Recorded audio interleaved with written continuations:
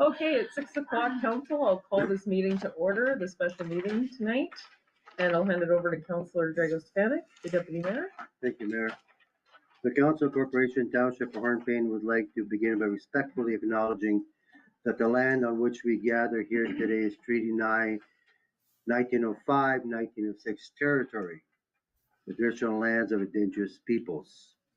As we work towards reconciliation, may we all live respect on this land and live in peace and friendship with all its diverse peoples. Thank you. Thank you, Councillor. And item number 3 is review or note changes to the agenda. There are none, so if I can get a mover and a seconder for the agenda. Moved by Councillor Peter Kissmaker, second by Councillor Belinda Kissmaker. Be it resolved that Council does hereby approve the agenda as presented. Those in favor?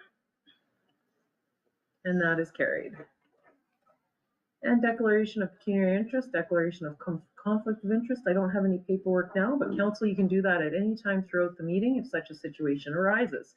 And tonight we have our 2025 draft municipal operating budget, and I'm going to give the floor over to Mr. Bennett for his presentation. Thank you very much. I think all I need to do is hit share, share screen, and okay, is that coming up for everybody, the agenda? Not yet. Not yet, okay. Am I doing something wrong here? I was looking for Meeting information. Share. No. Yeah, we can see the website now. Okay, good. So as I'm rolling through, you can see page 3 there, and then the index for the departments that was sent out with the budget. No. No. Okay, that's not working. Here, I can see if I can share it. One moment. Okay.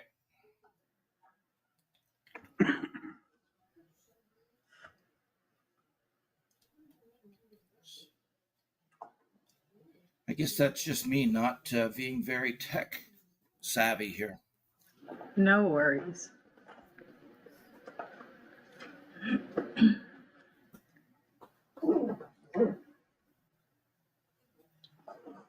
One moment, please.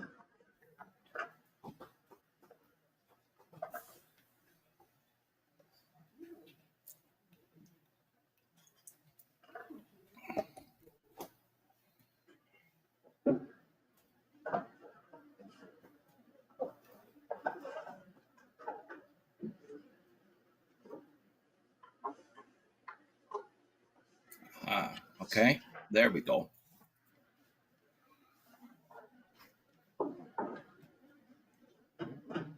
So now, Jennifer, I will just need to ask you to scroll down through the pages as we go. Is that correct?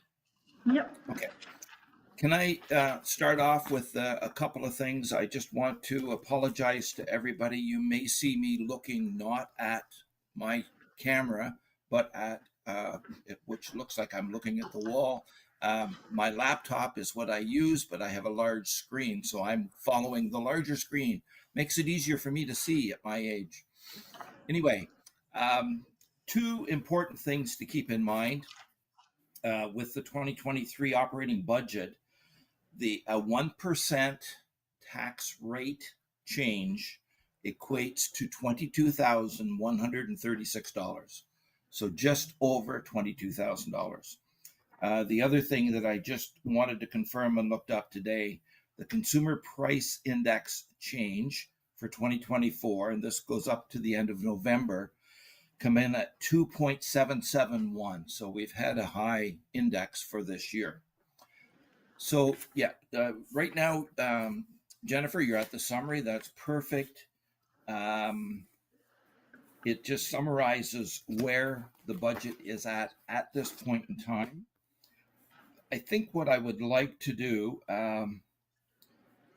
let me start off by saying the bottom line of that summary page indicates a 5.93% tax rate change. That negative sign in front does not mean a reduction. It does mean an increase. in tax rate of 5.93. Now, we're going to have some adjustments that we discussed tonight. The big thing that I'm trying to get nailed down as well is we now have the motel open. And so there is going to be a large assessment there. And that is not in the budget at this point in time. So I want to estimate something for that. But overall, I'd still like to encourage council to end up about a 3% tax rate increase. And then any other surplus that comes from that new assessment, I would highly recommend that we put that extra money into reserves. As everybody knows, the reserves have been dwindling a little bit, and we've got a lot of capital requirements in the future. We need to be putting some money aside for those capital requirements. So that's just sort of an overall comment, okay? So let's go on to the next screen, which is the council budget. And overall, I'm not going to talk a lot about each one, but I'm going to ask for questions as we go. The overall change council budget is a decrease of $2,700 from the previous year. And that's because last year's spending is down some. At this point in time, and I should say, in all of these departmental reports, you're going to see a 2024 budget and a 2024 actual. That 2024 actual is what is in the general ledger at this point in time. There are still adjustments and probably lots to be made. I know Bonnie did a final check run, I think today or yesterday, and it was large. And then, of course, we've got all of the year-end adjustments to go in as well. So we can't rely heavily on that column at this point in time, but I think it does give us a general idea of what the spending was for most of the year, if not all of the year. Okay, so council spending is down a little. Does anybody have any questions on that page for council budget? Any concerns? Not seeing any hands. So I'm going to keep on rolling. Next screen is administration.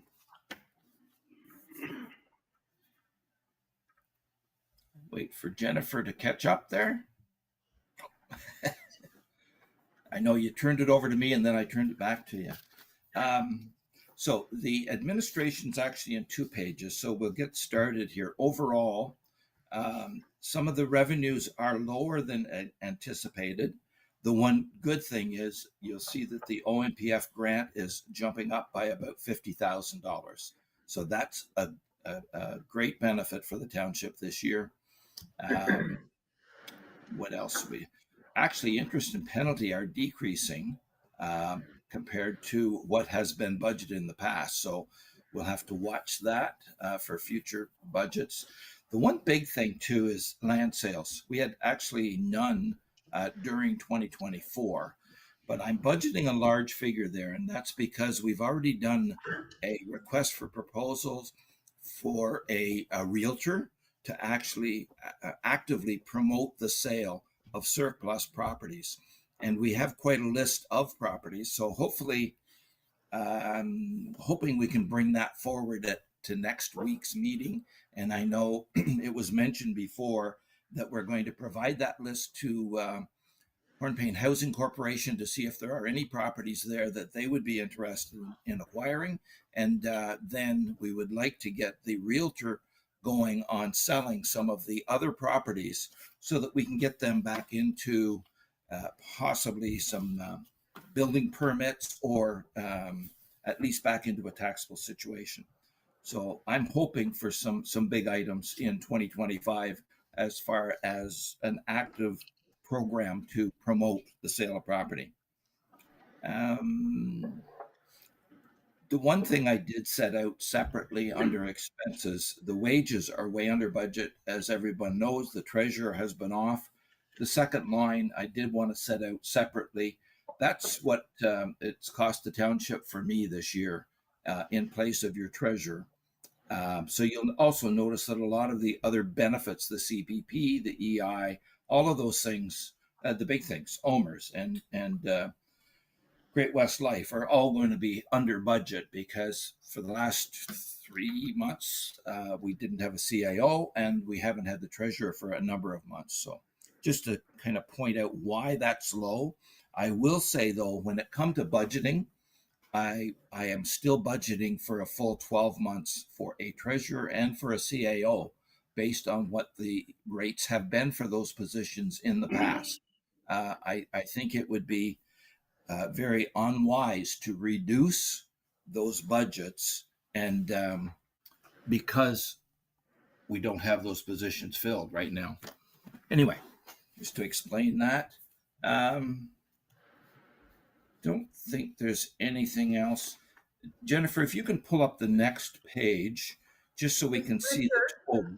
Yeah, Can I just interrupt you for a minute there? absolutely. Just because I have one question about that. So do you know the monthly amount though that we are, I totally agree with you that we keep the budget the same with those two salaries in there, of course. Right. But are we know the monthly amount that we have that we would contribute to those salaries? Because I'm just thinking if we have to pay for moving expenses or anything like that for a CAO.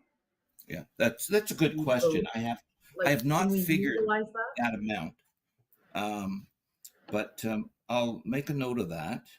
Okay, I'm just saying because every month that we're without, there should be some accumulation. Like I'm thinking even though, like we may end up having to spend that money, council. That's what I'm trying to say. Very good point. And go ahead. I'll do that calculation. Okay, we have one more question here from Councillor Peter Kistemaker. Through you, Madam Mayor. Hi, Richard. Hi there. Just to go back a couple of pages, it's just I'm stuck on my my own name here. Yep.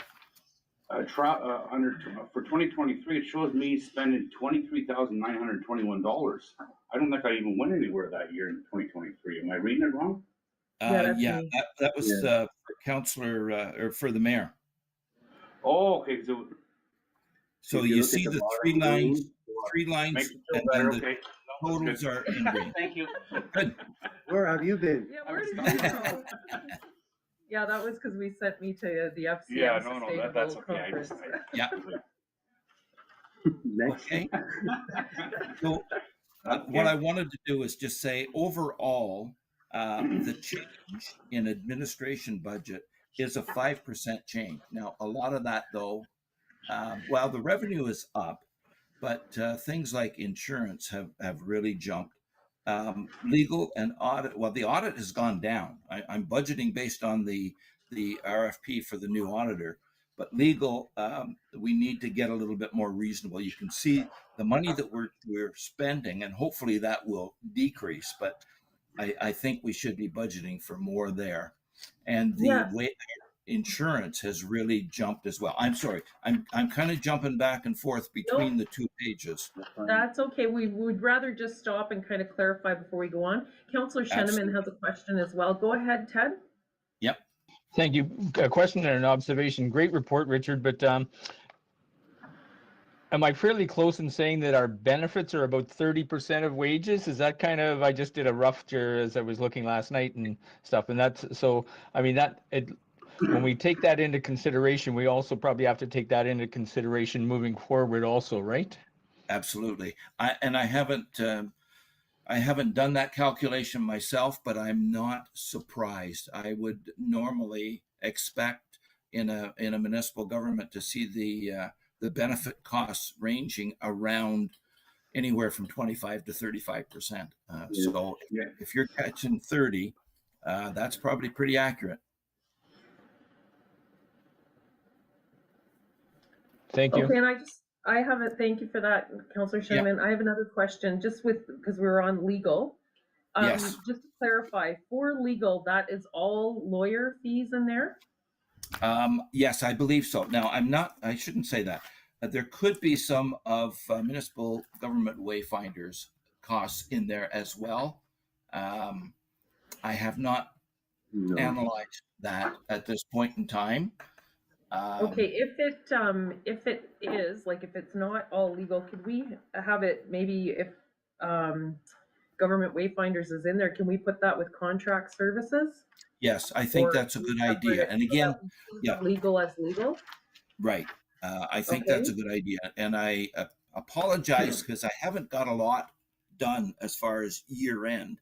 And so there's going to be a lot of reconciling, and that's another good point. Let me just make a note of that too. Thank you for that, Richard. Yeah, because then it'll just show council more accurately what we're spending on contract services to help Yes. us get through this difficult Yes. period. And then Good also it'll really pinpoint what we are spending on legal. Right. Okay. The other thing, if you could go back a page, Jennifer, the insurance there's a huge increase there. Now, if you Yeah. look, last year's budget was probably a little bit light because the actual in 2023 was 140,000 and then went to 149 in 2024. We haven't added a lot of assets to be insured, but every year the insurance companies, and it's general, will add an inflationary factor on the value, so that if something happened, a building was destroyed, it's probably going to cost more this year than it did a year ago to replace it. So that's basically why the rates have gone up. So there's a huge increase in the budget this year compared to the 2024. So overall with admin, we are looking at a $57,000 increase net in administration, which is 5%. And I have built in to all of the budgets for wages and benefits a inflationary factor as well to hopefully cover that. That we'll know better once we're done with the union negotiations, but that is already built in for an allowance there. If there's no other questions on admin. I do have one more, Richard. Yes. Just under subscriptions, we're Yep. budgeting 12,000, but the Yep. actual was $42 in 2024. And the actual before that was 11,287. Yeah, we're missing something there, and it could be in the Okay. final year-end audit changes. I believe that's things for memberships. I may be wrong, but I think it's memberships and that type of thing. So AMO and AMCTO. There's memberships on the page previous. Okay, then Memberships are showing 6671 for 2024. Okay, so I'll make another note and follow up on that because I thought that's maybe where they were. Can Yes, go ahead, Jen. Jen has something to speak to, and then Good, Councillor yeah. I could be mistaken, but I'm wondering if subscriptions would mean things like our iCompass, the software that we use for certain things. It probably is, and I'm guessing that payment is coming at the end of the year. But if it is, it should be into prepaid. So it could simply be an adjustment. We could have paid it in January last year, in December last year, and again this year, but for the following year. So it's sitting in prepaid expenses and needs to be adjusted out. That's my guess, but I'll follow up and make sure on that. Okay, thank you, Richard. Okay. And we have Councillor Drago Yeah, Stefanic. thank you, Mayor. Page 5, if you look, number 2 item, we already have contract services, is 41,555. Yep. Yeah, that's So- the treasurer. That's his wages. So that Yeah, would not be that's- including, I assume that was wayfinders as well. No, it's No, not. it isn't. He said that earlier. That's his Okay, so wages. it's not very clear then. Yeah. Yeah. Thank you. Anything else on administration? No, I I guess if the only other further question, just to follow up Drago's question, if this is all legal, Yeah. then if we could have the amount for wayfinders included into contract services wherever it is captured Yeah. now, so that we have it there, so we can see those costs. Yeah, I agree. I think that's a good idea. Councillor. Thank And you. that's something that my understanding is Wayfinders have been doing work for the township for a number of years. So maybe it should be set out as a separate line item and budgeted for that in the future as well, instead of included in another expense category. Yeah. Yeah. Okay. Administration's the biggest, well, not the biggest, I guess Public Works is, but administration is a large part of the budget. So I don't want to appear that I'm trying to get past that. If there's anything further, or if any of council come up with anything later and you want further explanation, just let me know. The one thing I do want to caution you though too is everything, when we're looking at the 2024 actuals, they're not near complete for audit purposes. So things like that, those subscriptions, we can't rely on the figure that's there. What I wanted to do is just give some indication of what the trends are. And those numbers, hopefully 2 weeks from now, when we have our next budget meeting, I will have some of those things more up to date. It won't be the final for the audit, but it'll be more up to date by then too. Perfect, Okay. thank you. So we'll move on to the fire department. Do we have the fire chief present tonight? We do. Good. Okay. As we go through this, then, what do I want to point out here? First, there's a couple of things, and I do have some notes. Okay. The revenues, we're budgeting about the same as the previous year, and those are pretty standard. The $26,000 that comes in is an agreement with a couple of the neighbors that are outside of the municipality, and they're paying an annual, not billing, but an annual agreement, I guess, for fire protection.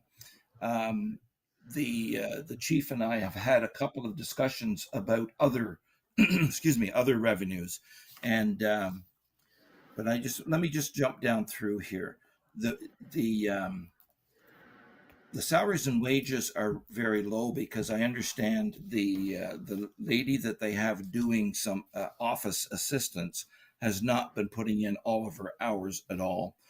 So I'm not dropping the budget because I think that would be unfair. She should be encouraged to be filing for the hours that she's actually working. The next line, the honorariums, and this is a discussion that fire chief can jump in anytime he wants, but from my discussion with him, when you take the amount of money that is paid to the volunteers, and the chief is in there as well, the honorariums probably work out to something between $7 and $9 an hour for the amount of time that they're spending in fire protection for the municipality. So that's something that is very, very light. I have no comparisons to other municipalities to present, but this was just a discussion with the chief a few days ago. The other thing I should point out, okay, after we had set the budget out to council and ready this budget, the fire chief mentioned I had dropped the budget for equipment. Furniture and equipment last year was 15. The spending was only 32. Well, we know that there is another large bill over 10,000 coming in in the end of December. So he's asking for that to go back up to the 15. And the training budget is another big topic that we should discuss. So there's a few things here I'd like the chief to jump in on. But before we do that, one last thing. There was a large fire last year. I guess it was on M&R property, and there is some revenue still coming from that. It's been confirmed, I think, in writing with the chief that there's about $22,000 coming.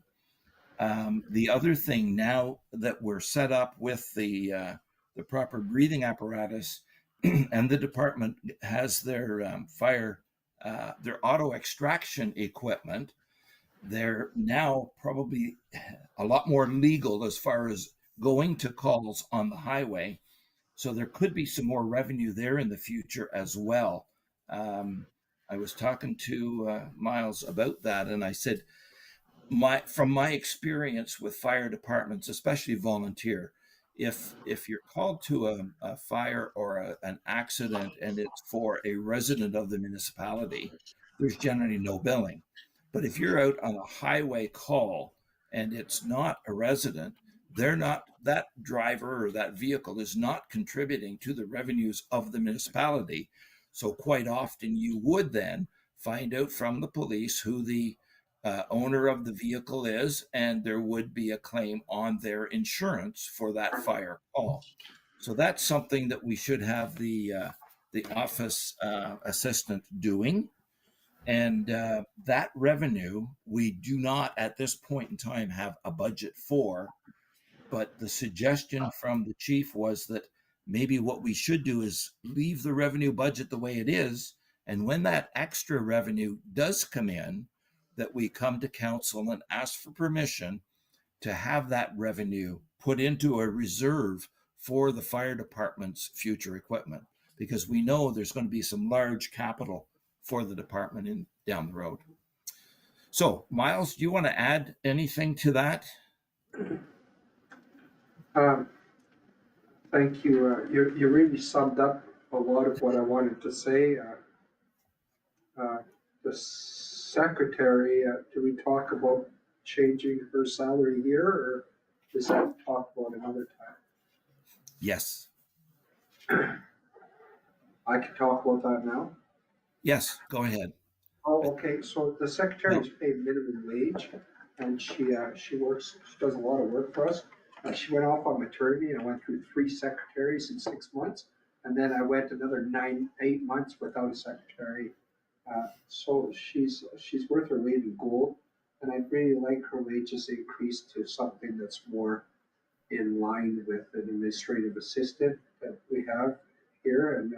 And spoken, I believe you guys actually approved it last year, but there was issues with changing the salary, and I think we had talked about changing it to $26.80 an hour instead of minimum wage.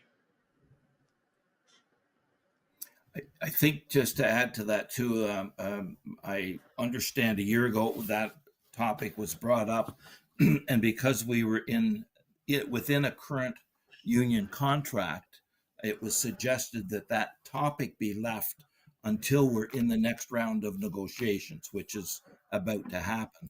So we may need to look at the number of hours that are involved and whether that does become a union position or not. Currently, and I think we were just looking at that today, a part-time person is not, if they're under so many hours as per the union contract, then they're not within the union. But that doesn't mean that their wages shouldn't be comparable. And I think pay equity dictates that more so than a union contract. I can add those comments, Miles. Also, the honorariums, we canvassed fire departments, and we received 56 answers from Southern Ontario about what they pay their firefighters, and it averaged out to about $26 an hour. And I took out the top 10 and bottom 10, and it's still $26 an hour. We canvassed Northern Ontario, everybody from North Bay to the Manitoba border, and we only received 12 answers. But from what we can pull from that information, so Southern Ontario is $26 an hour, Northern Ontario was $28 an hour that they pay their volunteer firefighters. 3 years ago, our honorarium paid, it worked out to about $12 an hour. 2 years ago was $12 an hour, worked out to last year, worked out to $14 an hour. This year worked out to $9 an hour. So I was looking for an increase in the honorariums for the firefighters. I think part of the reason for that is too the fact that we budget for a number And then once a year, at the end of the year, the fire chief takes the total number of hours that each member has contributed to the department and then just divides that budget amount amongst the hours put in. So if they've put in a lot of hours, it's like not like anybody's getting overtime. That's the pot is just spread thinner, and I guess that's what's happened, especially this past year. So when I first put this budget together and then sent it off to Miles, I just built in something like a 2.5–3% raise in the honorariums. But what I'm finding out now is it probably should be substantially higher to make it a lot more reasonable in comparison to other volunteer departments, so that the firefighters themselves are getting a better rate per hour than $9 for their efforts. So I don't, at this point in time, I don't have a number to suggest, but I think that is something that should be considered. You will notice too that the bottom line for the fire department is even with, well, it's only at a 0.87% change from prior years. I just have a couple of comments on this discussion. First of all, I definitely want us to look into the QP agreement, and because my understanding is the fire department has never been included in it, and that's not saying I'm not in agreement with ensuring the person is paid properly, but so I refer that to the committee and the expertise that are at that table. Because I know in the past with the fire department, my understanding was that they took care of their own budget before, like they would get their check and they would take care of it all. So when I'm thinking of how we handle our municipal service corporation at council, they are not included in our QB agreement either. We have contracted employees there.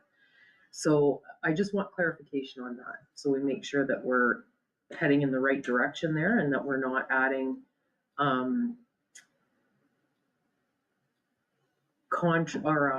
under QP union agreement that we don't have to, for flexibility for the fire department. Further that, also if we can definitely check for the committee is what the minimum hours are for, if they are going to fall under the QB, what the minimum hours are before they become a permanent full-time staff. We have to stay on top of that so that we know. Go ahead, Councillor Yeah, Stephen. historically, the fire department secretary was never ever part of QP. They were always independent arm of the municipality. I have no problem having the increase. However, I would have a problem to add another staff to our payroll. I think they're independent. We could look at when the Richard presents his numbers for the recommendation. I have no problem with that. However, to add another person to the payroll, I have a problem with that. As Okay. far as the QP is concerned, then you look at other issues and becomes a more fiscally challenging time, in my opinion. Councillor. And the other portion too that I think we just touched briefly that we need to have a further discussion on is the travel, training, and professional development. And just before we go into that discussion, I'll refer to Councillor Sheneman for his question. Thank you, Madam Mayor. Through Richard, is it possible to offset these lack of wages with gift-in-kind tax receipts for hours logged? Is that a legal thing through, like, I know we can do it through the church, we can provide gift-in-kind. So I don't know whether or not we can through the township to be able to, because some of those who, especially we would be CN employees or mill employees, a tax receipt would certainly be a benefit. Yeah. Don't know if that's something to explore. It's a good point. I've never seen it done. Actually, I've never seen it done for a church either, by the way, but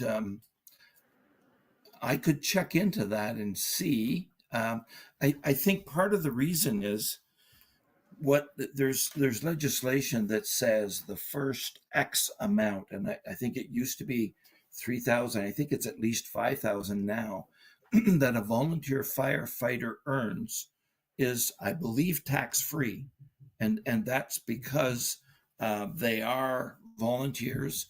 It is like a second job, and they could be called away from home at any time, and so there is that benefit of being some of their income being tax-free. The I'll check into that and see if there's any possibility of a tax receipt.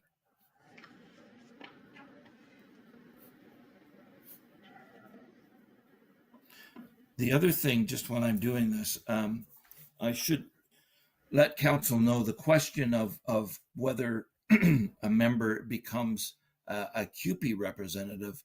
The contract that just expired had a clause that said a part-timer that is regularly scheduled work less than 24 hours a week is not a CUPE member.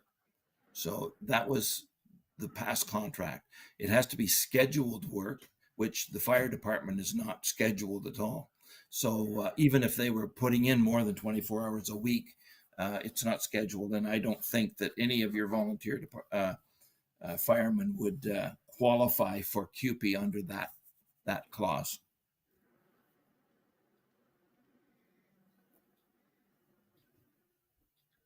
Okay, so moving on to my question about the travel, training, and professional development. Yes. So what are we looking at for increases there? Because we're looking at, we did 20,000 and then 15, and now we've got 15 again. So the chief and I had a long discussion about that a few days ago. Part of the problem in the past has been trying to get volunteers to travel somewhere for training.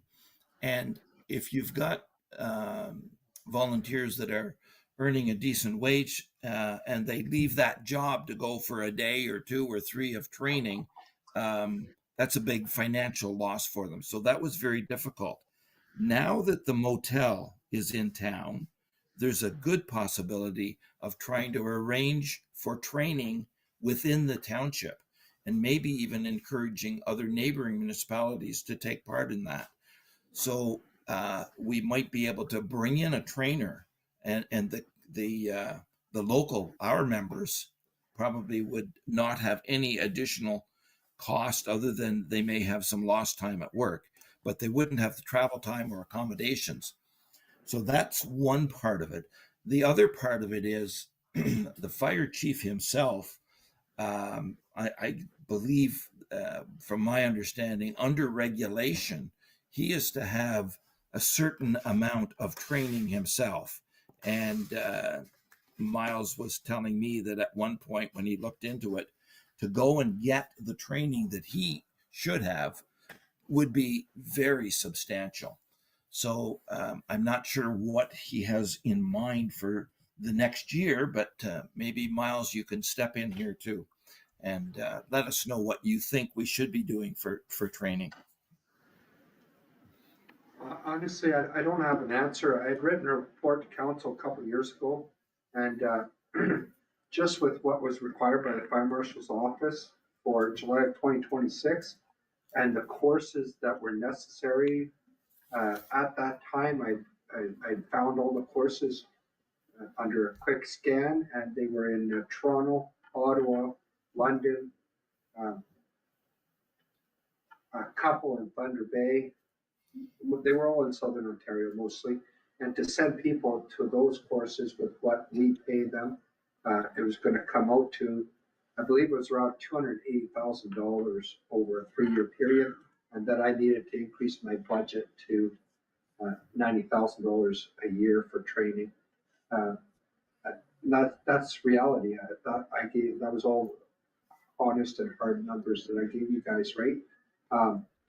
In reality, nobody wants to leave town. Nobody wants to give up that much time and wage to do that. I can't get anybody to travel. One person this year left town and took a course besides myself, and that's it. I don't know what to do. The other options are, now that we have a hotel, is to try to start bringing trainers in. The fire college will provide instructors, but they require a minimum class of 12, so we would have to bring in, advertise, like if I want trainer, facilitator, or instructor, or fire officer courses, which are all requirements by next year, then I'll see if we can get other communities to send people to train here. And the fire college will provide the instructors, but it costs money to get people in, sort of thing.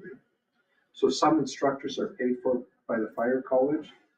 You pay their expenses, and other instructors I'd have to pay to come in. So I don't have any solid answers or direction or numbers. It's just, we need help.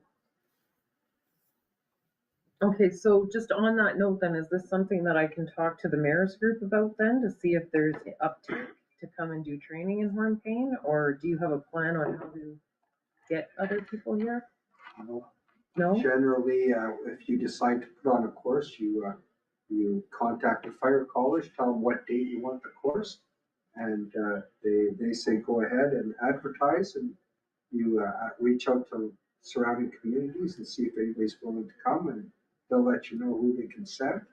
And if you get enough, if you get your 12, then you let the fire college know I have my 12 on this date, and they'll provide the instructor. Okay. If not, there's contract organizations that will, you pay and they'll send whoever you want, whenever you want, right? Yeah. Okay, and another follow-up question to that, to the fire chief, is, so how many courses are we looking at? Because this is something maybe we can do a shared agreement with other municipalities. Like if we have one here, then we go to White River, or we go to Manitouwadge, and we kind of share the courses that are needed. I would have to go back to the old, the report I gave a couple of years ago and look at it again. Okay. There was several courses.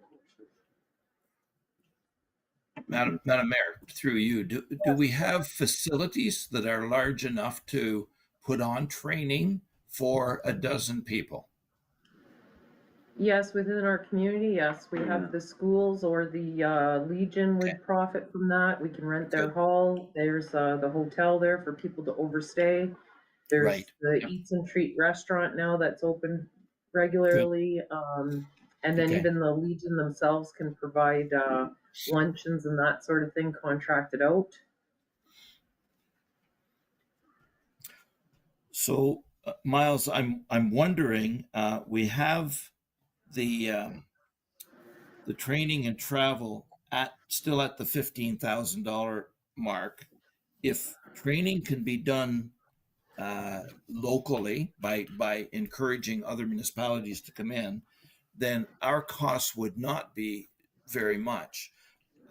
What I'm thinking of doing is throwing on the table the idea that, we're looking at 2 or 3 different things here, but I'd like to propose that we jump the honorariums by about 50%. Now that means probably $13,000-14,000, but maybe it also means that the honorarium, if it worked out to $9 an hour last year, we're still only up to $13.50, which is still low, but maybe the number of calls will be smaller, and that it becomes a more reasonable amount for the firefighters, because you don't want to start losing volunteers when you have a small population. I know municipalities, the one that I was living in, they always seem to have trouble getting volunteers, and their population was probably 6 times Hornepayne. So you don't want to start losing volunteers because you're not treating them well or paying them enough. That would be my suggestion. Maybe for this year, give that a try. If we upped it from the 27 for even to 40,000, and then leave the training budget where it's at, with the idea that a lot of the training be done hopefully locally and at low cost to the municipality. How does that sound, Miles? Do you think? The 50% increase to the honorariums is, I think that's a great idea. The training budget at 15,000, that's just 2 conferences and 1 course. So I'm at 15,000 every year. I absorb that, and that's basically just me. Just you. Yeah, so I guess I was, if I had an extra $5,000 to bring people in, that gives me freedom to move and be able to go on one of these courses and see what the costs are, right? And if I don't use it, I don't use it. I guess that's the way I see it, but I don't want to go over my budget, but I also want freedom to be able to move and try to bring these courses in or bring something in. So if I can have a little bit of leeway on that, that'd be appreciated. I'm going to throw out another suggestion then to council and to the chief, the fire chief. If we were to add another 5 to the training travel budget and also put 5,000 into additional revenue on the assumption that we do start billing out of township people for calls. So it would be mainly car accidents or rollovers or whatever that are from outside of the municipality. And now that we have the auto extraction equipment, there's a lot more possibility that you're going to get those calls. To me, maybe 5,000 is not unreasonable as additional revenue. How does that sit with everybody? I'm fine with that. I'm fine. I do have a question. Are we prepared to use the auto extraction? We're ready. As fire department, we have 7 fully qualified people. The tools are online, ready to go. We'll be practicing with them this week, next week. Okay, We're ready. okay. I've ordered one other part supply that I needed to go ahead with AutoX. So I believe we're fully, completely ready. I need to come to you guys to get that permission. And then we're ready to update our ENR bylaws, and that's in there too. So Yeah, just as you bring up the ENR, because I'd like to see it spelled out what the chief, the deputy chief, and these honorariums are, because right now it's all a point system. but I pay myself a certain amount, and the deputy chief, and the rest is a point system. Yeah. Yeah, so in the new ENR, will that be all spelled out, like what it is, so that we can see, like when we're attracting a deputy chief or a fire chief, like we can say this is, It's whatever you guys want. There's nothing spelled whatsoever right now. In the past, in our bylaw we have right now, I believe it just says the remuneration will be paid based on a point system, and there is no amount. We went back as far as we could. We contacted other deputy clerks from the past. We couldn't find where the dollar amount ever started in the first place. really, so, okay, just on that note, so not saying, okay, this is no offense to Miles, but if we had a fire chief that decided, okay, I'm gonna pay myself 20,000 and the rest is gonna go to the volunteer, it very well could right Yeah, now? you can write me a check Okay. for whatever. I'll take all of it. Give me as much. Yeah, Right? I think in the ENR, I'd we need like to it spell spelled that out out, in yeah, the new one, and then sure. that protects you Yeah. and the deputy, and yeah, That's something that we, I guess, should discuss together to set that rate, I believe, right? well, I think we can leave that to the expertise of yourself, your secretary and Richard, and then you bring the recommendation to council, like really, as long as it's what you would deem as fair and amongst your, if you came back and said, okay, I'm gonna take 40 and we're gonna leave 6,000 for, Yeah. you're gonna lose all your firefighters, so Yeah. I'm gonna leave that to you, Miles, and to Richard, okay? And I can reach out to nearby places too. Yeah, and yeah, Jen can assist you with that as well. I can reach out to nearby places like White River and see how theirs is Yeah. divvied up. Yeah, That's and I good. think we should Good idea. include, yeah, and include the secretary as well for the fire department, and, yeah. Okay. Yeah. If everybody's agreeable with this kind of discussion, why don't I put those numbers together and see what the net results are going to be when we have our next budget meeting? Does that make sense? Or any further questions on fire? No, I'm good. Everyone I'm else good. good? I'm good, thank you. Oh, you're good, okay. Yeah, sorry, go ahead. Yes, go ahead, Miles. Furniture and equipment, had we talked about raising that back to 15,000? Yes. Well, I mentioned that just because we are still, it's furniture and equipment. So furniture is probably very little. Most of what the fire department spend their money on is equipment that they need to operate. And I do have that noted to go back to the 15, just I guess from my opening comments when I said, Miles and I had that discussion because the spending is generally in that neighborhood every year. So overall, I think I'm looking at a $18,000 change there, 13 just roughly on the to bring the honorariums up to 40, and then another 5 on the furniture and equipment, and then the offsetting travel and increase in revenue would be 5 each, so they offset. Everybody clear on that at this point? And it'll all be in writing before we meet the next time. Yeah, okay, and A couple more items.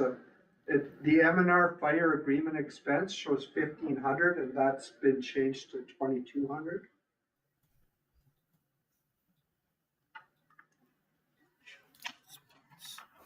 So this is money you're paying to M&R Yes, sir. for a fire agreement? Fire protection agreement, yeah. yes, we Fire. expanded it this March to include, so it goes right up to basically the house line. Is that correct, Miles? Yep. Yeah. Yeah. So that paid itself because we had the pit before. Mm-hmm. So that at 22,000 is paid for the next 10 years. Okay. And then a software, we've been asked to start using a software like FirePro by Oh, yes, you did mention that. Yeah. Wayfinders. And that was one of the items that I needed to get going on, and we completed most of everything we've been asked to do except the firefighter software because I'm not much of a computer guy. So we've been doing the research on that for the last 4 months. We've been talking to quite a few places, and all the prices are coming in at between 5,000 and 8,000. 5,000 is cheap plus tax, and then 8,000 is top of the line. And that was one of the items that we were supposed to start. Miles, would that be an annual cost of 5,000 or 8,000, or is it a one-time purchase? No, the one-time purchase is generally about 10 to 20% above that. And then it's the annual would be 5,000 to 8,000. So to start off would be around 6,500 to 10,000 for the first year, and then 5 to 8 after that. Depends which program we go with. So that would have to go into the annual budget. Well, yeah, because I was thinking the purchase of software or equipment there could be considered under the capital budget. But if it's going to be an annual cost to keep that rolling, then it should be in the operating budget as an operating cost. So just a question on that. Do other smaller fire stations use this software? So some do. I spoke to the gentleman from Wayfinders, and he gave me a couple of suggestions. They were Cyrus and FirePro 2, and he had reached out to a couple of municipalities. I've spoken to, I don't know any small ones that do. Okay, because this might be an opportunity where, like, I'm not sure how these software licensing agreements work, But is this something that we can collaborate on and have a shared service agreement? So we buy the software once, we pay the bigger price, because there might be multiple users allowed on it. That'd be great. We Like can I'm, try looking into that. That's not my world though, but I can start trying to figure it out and see if there's something I can buy. But for what I'm finding right now, there's organizations that provide it and they want you to pay it. right, so I guess what I'm saying is we'd have to look into like the Fire Pro 2. We have to look into their agreement and see what they offer and if they would do, if we could buy, like if Duberville, White River and Hornepayne, because we all have a shared service agreement already with them, right? Maybe not Duberville, but just a fire like that, we would a fire assist agreement with them. You know, emergency management. Emergency management, sorry. Not fire. Yes, so if we were to all come together and then have one agreement where, I'd like that. do you know what I'm trying to say? Once we get into being able to travel down the highways, mutual aid will be brought to you. They want mutual aid agreements with us, right, for fire. Right, Right now, mutual aid is for emergency management, Emergency. not fire, okay, because we're not allowed in the town. Right? So once we're going to be allowed to go out of town limits, then mutual aid will certainly be brought to you. Can I throw out another suggestion, Miles and council? If we are looking at trying to establish or put some funds into a fire department reserve, and that would be from things like the big M&R fire and possibly future calls, if there were other large fire calls, then maybe that could be funded, like the software could be initially funded from that. Once we know what the cost would be to get up and going, and as you said, maybe with a shared agreement, the annual cost might be a lot less if we're sharing with other municipalities. So that gives us some time to try and get that all sorted out and hopefully fund it from reserves as we start building that up from fire calls. go ahead, Councilor Stanley. Yeah, thank you. I think it's a wonderful idea. I think that's something to be looking for 2026. I'd like to see a thorough investigation. I want to see some financial numbers. I think to have it this year, I think not realistic, and I think that would go next year, in my view. Okay, I do, For software, specifically for software and the cost, that's immense of cost for us. And how quickly can you get other municipalities on board? Doesn't happen that often historically. So I mean, I think it's a long term, in my humble opinion, 6 to 8 months project where people go on board, they buy into our system, and they become part of the team. I think right. that'd be my view. Thank you, Yeah. Mayor. And I do like Richard's proposal too, that if we have the reserves built and we are able to get it off the ground in 2025, then we pull it from reserves for that. Pull the software from reserves. Yes. Okay. Like that's what you were just saying, right, Richard? That's correct. Yeah. Like, as I said, what we have right now is we're hoping to have about $20,000 coming in. We haven't seen the money. I don't want to book it yet. But when it does come in, I'd like to go to council and ask them for permission to dump that money right into a reserve for the fire department. And that could be used towards future equipment, future software, even towards the fire truck itself. But and because of one large fire call that we had in 2023, I understand there is an account there, but there's no money in it for the fire department reserve. So that would be a good way to kick it off. And then maybe if we have other large calls in the future, that we could again come back to council and ask for permission to put that revenue into a reserve for future. It would get us going on self-funding some of the fire department operations. Okay, thank you for that, Richard. Did you have a follow-up now? Just a quick comment about reserves. We called in Hornepayne Lumber's equipment for that last pit fire, and we received a bill from them for I believe it was around $6,200, $6,300. And we submitted that to the M&R along with Public Works bill and our bill. And the M&R had told us they were writing us a check for between 22 and 23,000. And I believe the township went to pay Hornepayne Lumber, and Hornepayne Lumber told the township to keep the money and put it in fire department reserves. So Yeah. that's donation from Hornepayne Lumber. Mhm. So I wanted to thank them for that. Okay. And, to bring that to our attention.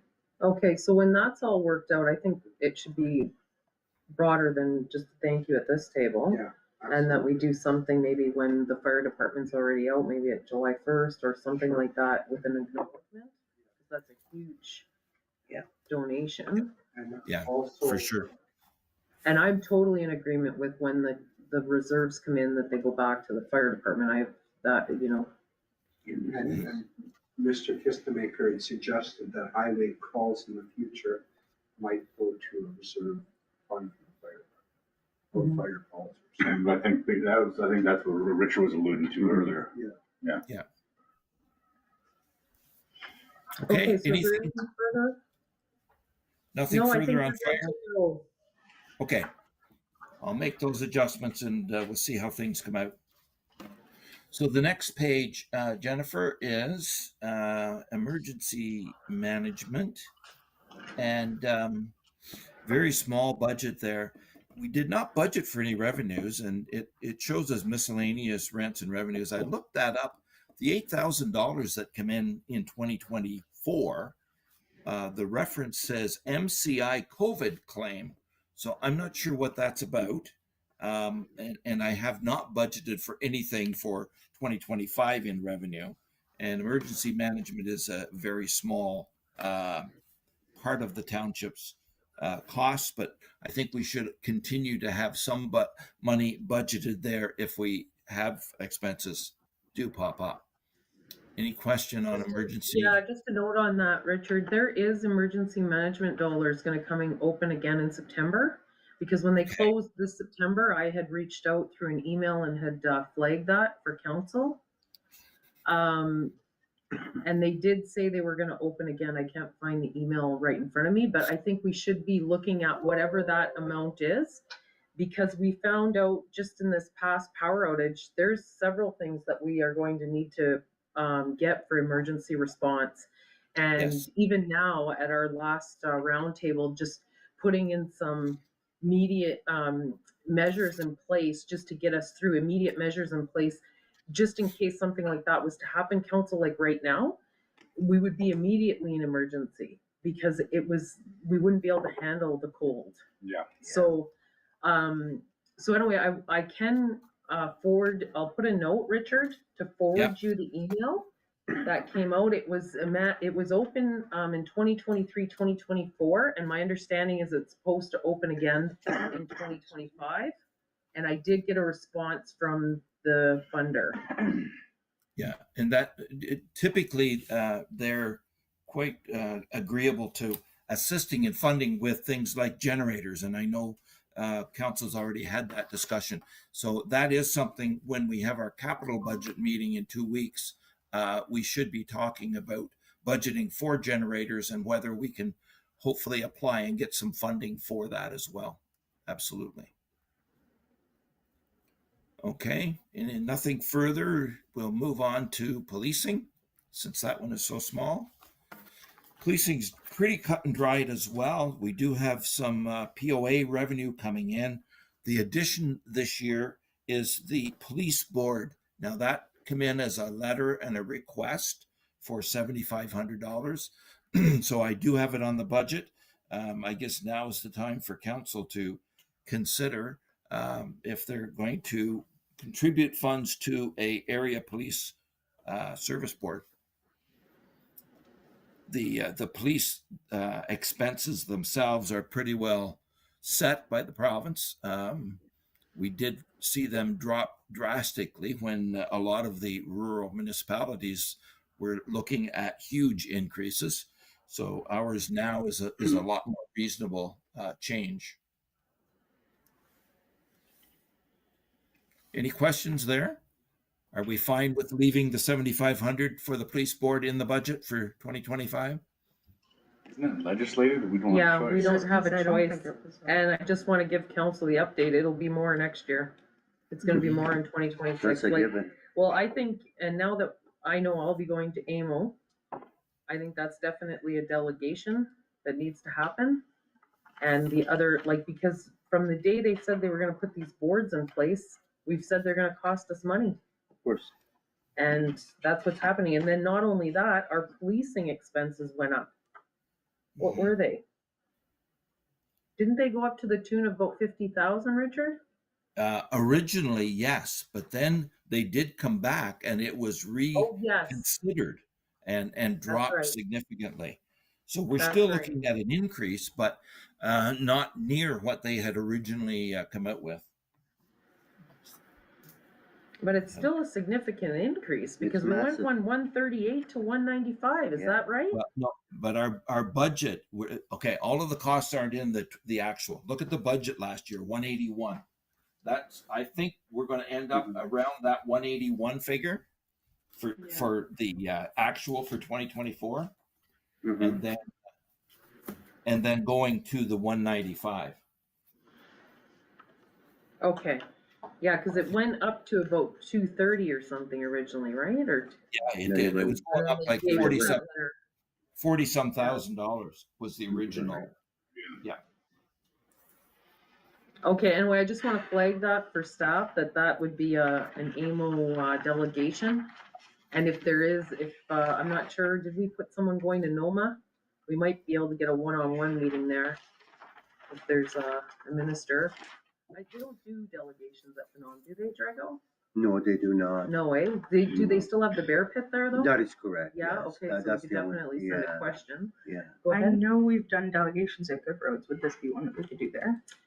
Probably not, because I think there it's infrastructure and MTO go I to figured Good that Roads. was- Yeah, yeah. Mhm. If they're there though.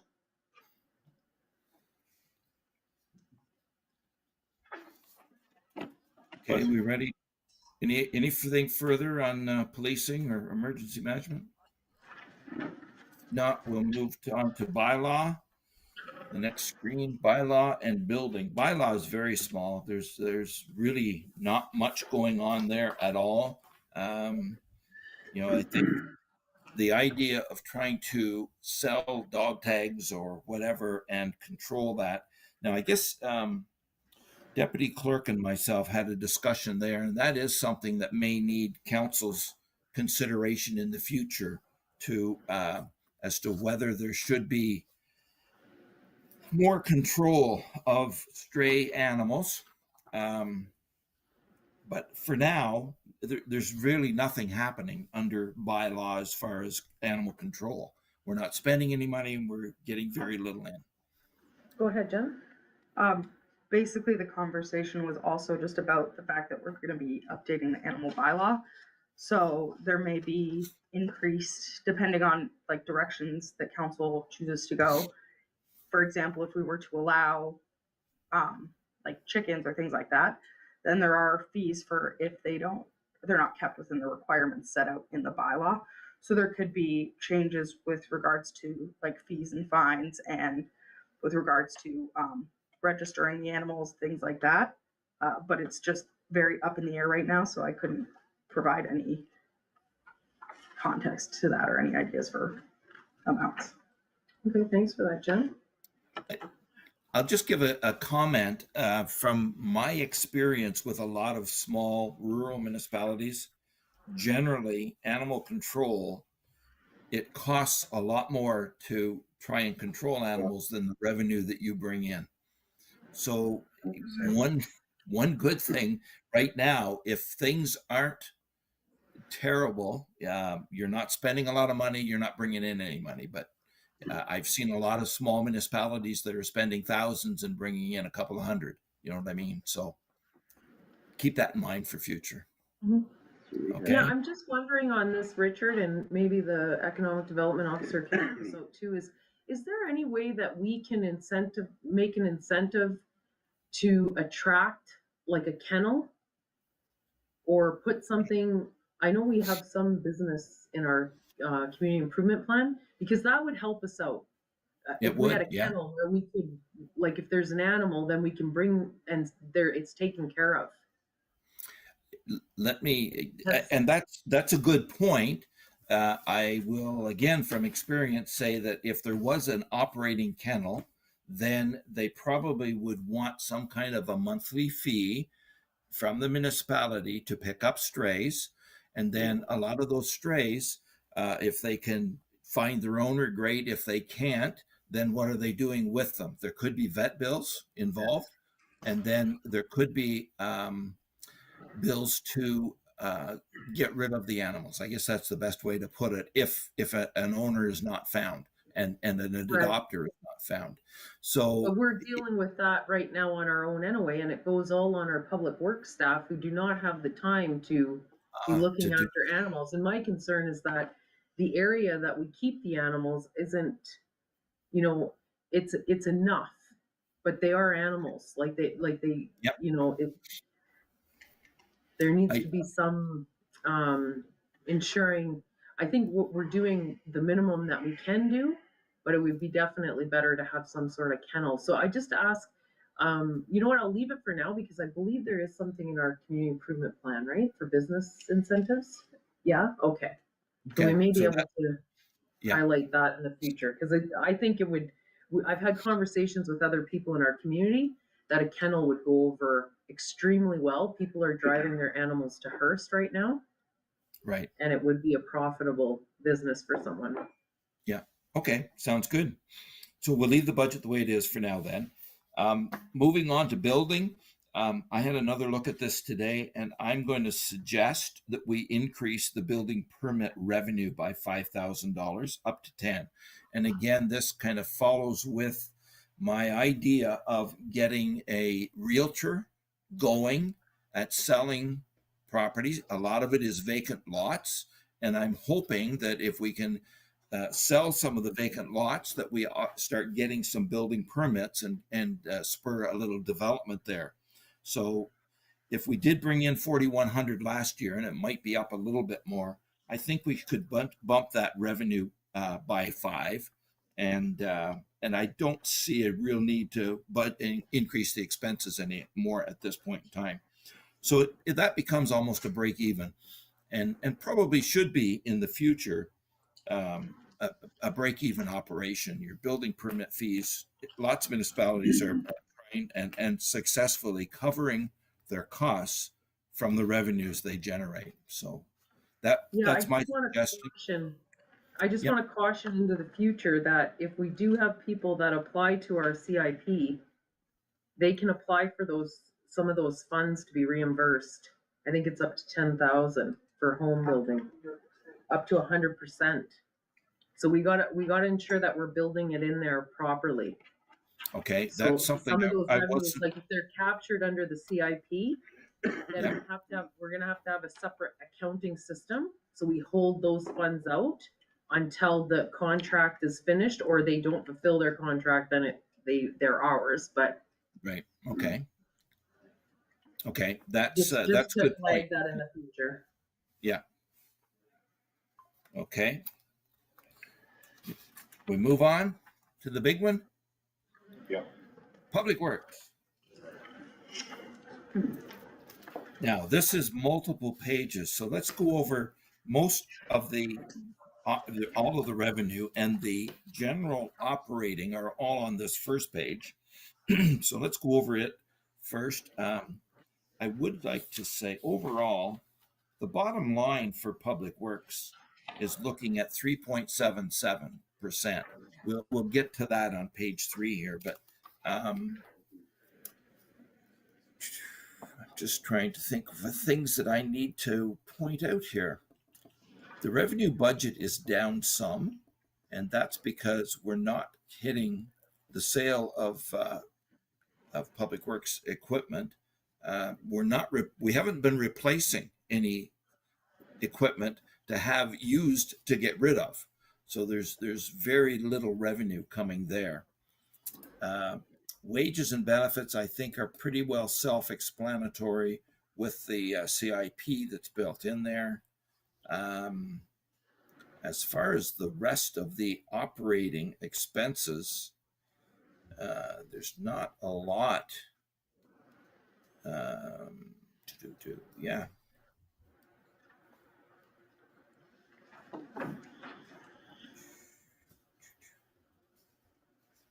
The building itself, we did, we're needs a lot of work.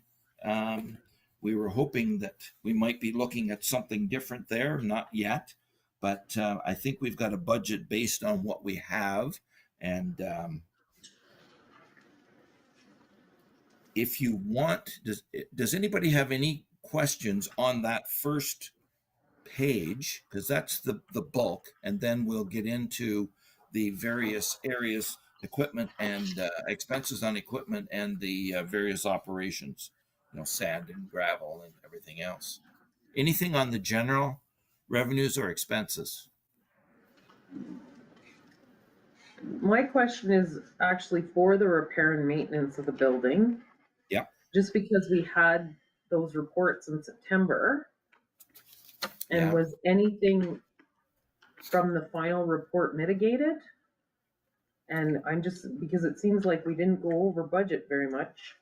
No, we did not.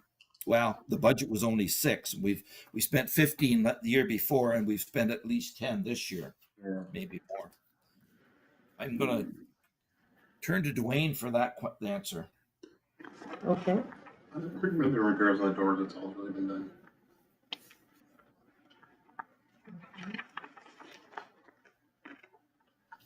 Yeah, the as of today, the building repairs are up to 15,919. So we are spending more than we've been budgeting on repairs, but it is an old building in not in great shape, right? Yeah, and if we possibly are able to do something different this year, we Yes. may need funds there. Yes. And I think my idea there was it's kind of hard to budget for something that may not happen. But we might want to consider putting something in under capital.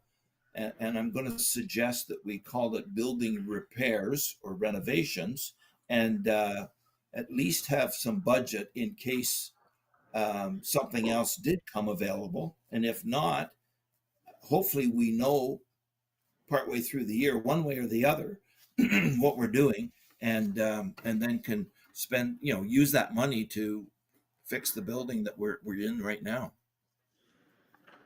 Okay, that sounds fair to me, Council.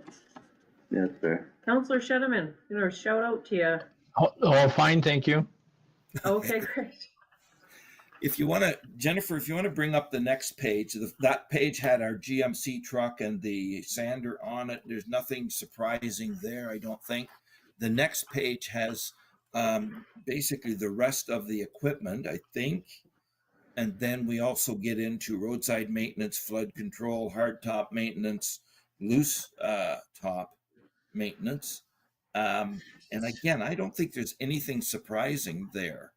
The one piece of equipment that is costly is the grader.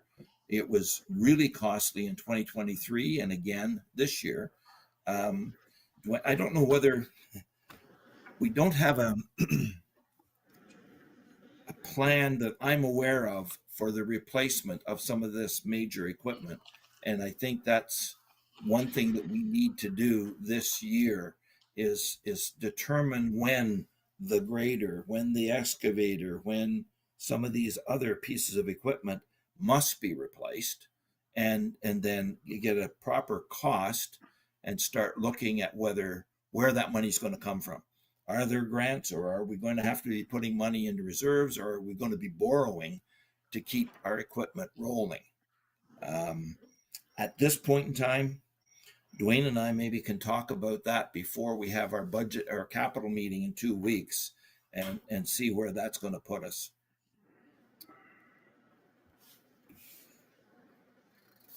And if anybody has any question on any of those things, we can take them now.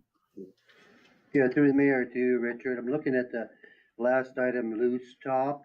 Last Yep. year you spent 76,000 and a half. Would you think it would be wiser to go higher than 70?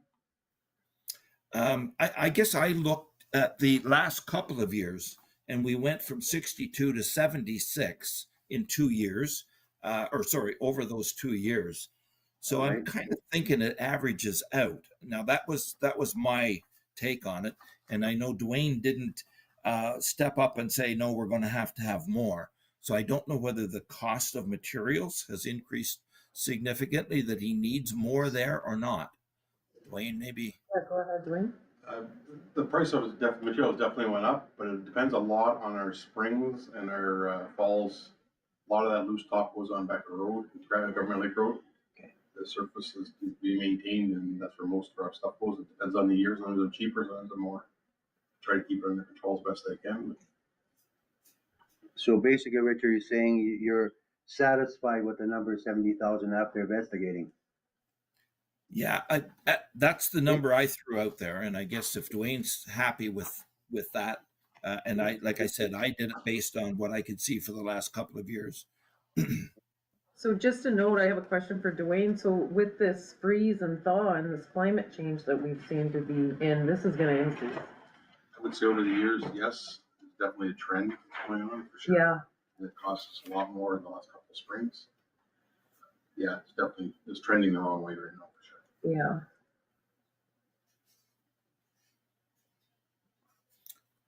Okay, if there's nothing further, we'll go to the last page of Public Works, and it has some other items on there as well. But the dust control, the gravel pits, that's very small. Sand and salt, again, well under control there. And signs and guardrails. So that gives us the overall. So the spending, if you look at the overall spending, it is not increasing much when you consider the amounts that we've put into wages and benefits on the previous pages. So, and then if you want to look at street lights at the same time, because we've got that up there, no increase there because it seems to be the electricity costs seem to be under control there. No increase in the budget. We might finish that page and then we'll ask for questions. The long-term debt basically are the debts that we've had in the past. This is the principal portion, and we've added in the loan payments on the ball field and the breathing apparatus that was purchased last year. So with all of that, I guess what we should do is say, if there's nothing further, everybody is content with Public Works at this point in time, I'm guessing. I do have one other question to put forward, is that we are going to be doing the Third Ave repairs. Is there anything that we're going to need? I'm thinking possibly new signage or anything like that we would. I would hope that the signage now would be part of the contract now, and I guess from what I've seen in the past, the contractor would normally have to put up, excuse me, new stop signs or whatever, but maybe not street names or anything else. Dwayne, you maybe will have some things there that we should be considering. Possibly, I really don't know honestly.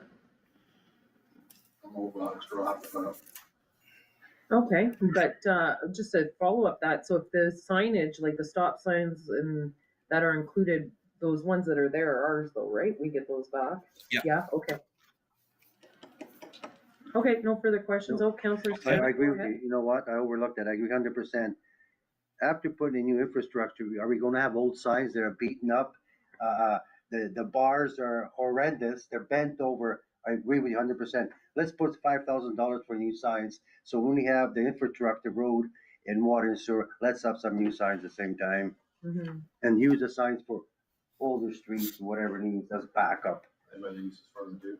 I'll say reclaim the metal for weed Right. metal. I agree with you, Mayor. I think we should put that. And it wouldn't be that much money, No. not cheap, not expensive. Yeah, and I would suggest that we try and build that into the contract when we let that contract, and because we do have some grant money coming for that project.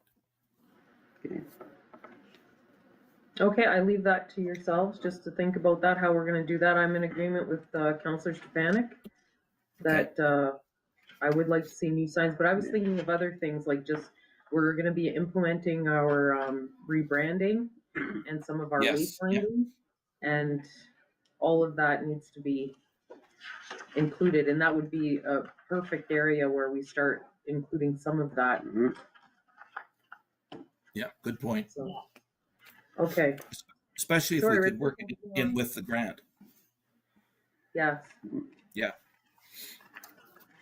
Okay, we move to page 12 is the airport.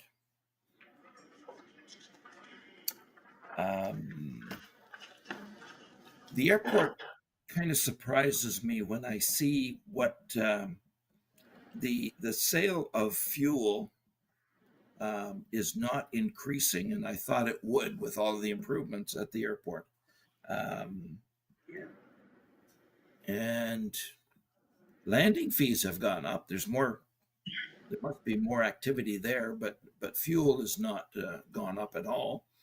And expenses, actually, we've cut the expenses a little bit in the budget. The big, what is the? Oh, I know. The percentages at the bottom of the page look way out of whack, and that's because the net for the airport budget last year was $6,000 cost, and the budget this year is a $15,000 cost. So it looks like a huge increase percentage wise. But the main thing is because I'm dropping the sales budget. We're not getting anywhere near what we had budgeted in sales, and we should be dropping the cost of fuel as well. So I did to a degree, but not. We mustn't make a lot of money on the sale of fuel either, because we had budgeted to sell 55 and cost 25. That seems out of whack for me for last year. So I think we're getting more in line with what it probably is in 2025. Well, and I think is it not on our user fee bylaw? Didn't we include, because we changed that? Because at first we were basically on what we paid for is what we charged them, and we were losing money. Oh, I think wow. that showed in 2022 and 2021. But anyway, we did a change. Like there's a percentage cost to whatever we buy the fuel for. We put a percentage on it. Yeah, so that's in our, is it in the user fee, Dwayne? User fee? Adjusted as the year comes, whatever the fuel we pay, whenever I order fuel, price automatically adjusts. Yes. Okay. Okay. I Yeah, wondered about. well, this is actually better, Richard, over the last 2 years.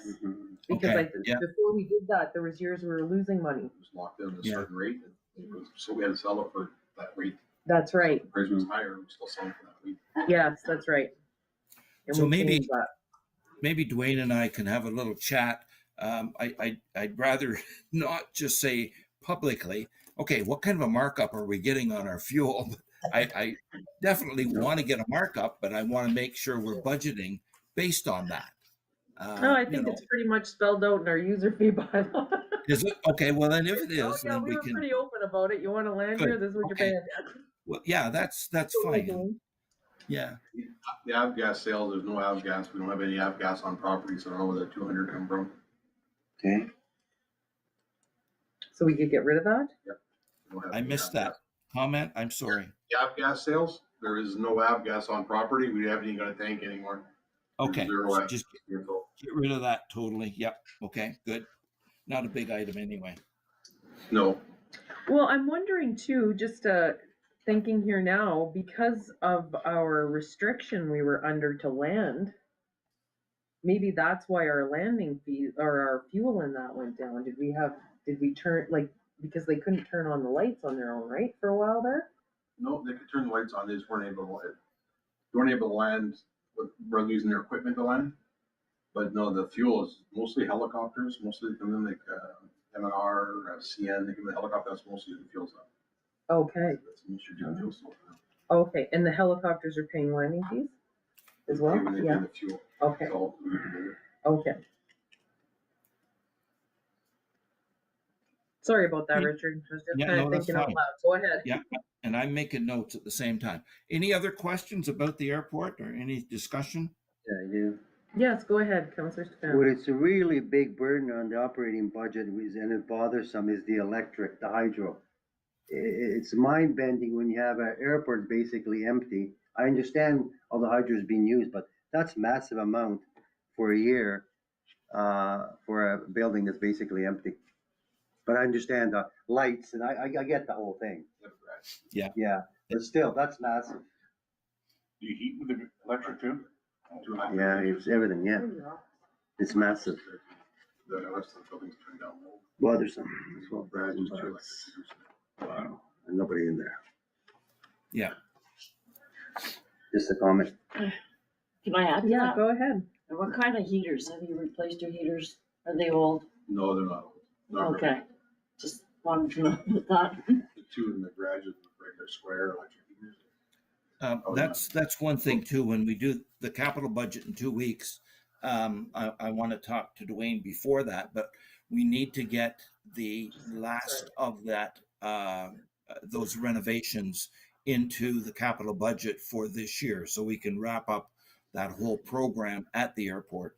And there's a few things. I think there was some electrical work to be done there, and a few things like that. Not a lot of money, but we still have some grant money left as well. So we'll look at anything we can improve on there, and we'll cover that in the capital budget in 2 weeks' time. Okay. Okay, Jen, go ahead. Sorry about that. No worries. I did also just want to clarify, the airport does get used. There are like offices there, Yeah, that's minimum, but it's still like, non-existent. I mean, Are they staff. big enough for fire Office area. department training? Pardon me? Are they big enough for fire department training? The office is out there? No, they're No. not. Okay. Just trying to save some money. The parking lot is. I was gonna say it rained during the summer. Yeah. Well, I have to say, I have to look back, but I'm pretty sure a few years ago we were paying more for our airport than we are right now. Oh, we did, for fact. Because I remember one year we did the budget, it was something like 150,000. Mm-hmm. 148, 150. Yeah, Was that right? yeah, I'm gonna Okay. look back. I'm gonna put a note. So overall, it's not costing the taxpayer a lot of money. When I was on council. Yeah. Okay, we're moving on. Since I'm leading this tonight, does anybody want to take a break? I would think we're probably at least halfway through. Any break or keep going? How are you doing, council? Do you want to go till 8 o'clock and then we'll take a break? Sure. Yeah, we'll go till 8 and then we'll take a break. Richard? Super. Okay. So next page is garbage and landfill. This is a costly little venture, and generally is with any small municipality. There's not a lot of revenues, and I found out that the tipping fees are non-existent now. They actually, any tipping fees, that revenue goes to the contractor that is managing the facility. So as you can see, our revenues in 2024 are next to zero.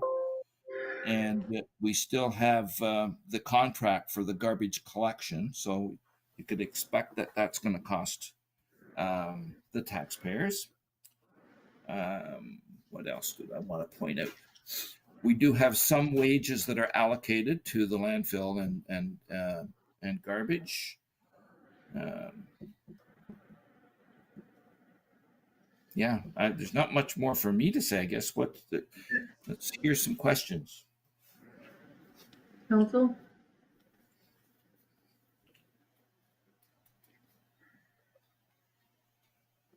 I'm not seeing any questions. No. Okay. Well, the costs, we've actually trimmed the costs a little bit, but our revenue has dropped more than half of what it was in the past. So, we're definitely going to see an overall cost increase to the taxpayer when there's no more revenue for the tipping fees. Yeah, but we do have the opportunity, we've discussed that at this table before, about taking that contract and bring it back to the township in alignment with our expansion of the landfill. Ah, yes. Okay. And So that's that coming up. So where is that fitting in, the expansion? Is that on here? it is Or would that not. be capital? That it would be capital, I guess, and it's not an item that I had on my list to follow up for. If it, I can make a note of that now for capital landfill expansion. Is that something that looks like it could be within the next year? Oh, well, we definitely gotta do work on it because I think we only have 2.5 years of our landfill.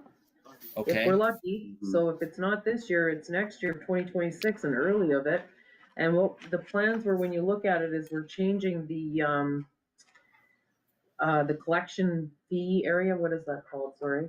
The transfer station out Yes. to the Okay. landfill, the actual landfill, and then the expansion occurs in behind the landfill that's currently there. Mhm. Do you have door-to-door pickup now? We do, yes, with our contractor. Okay.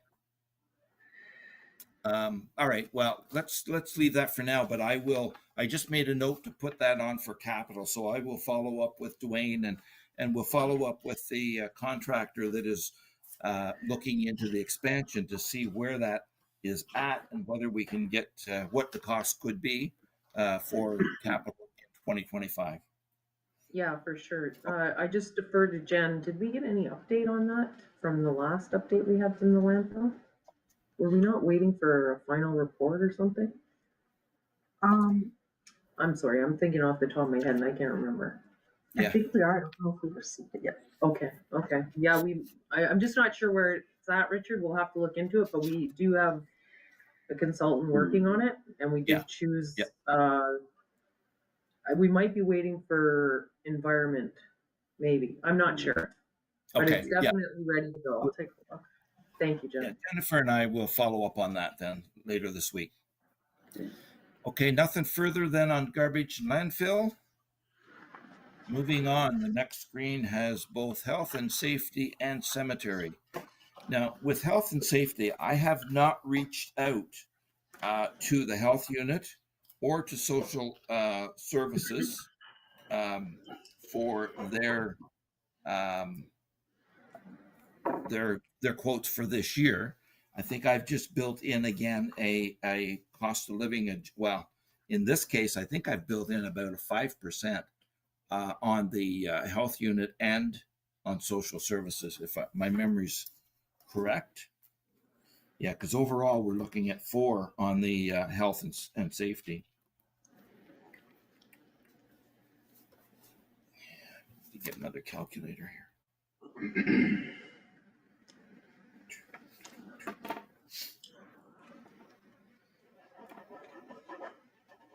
Yeah, that's what I did. I built in 5. So I'm hoping I'm a little high there.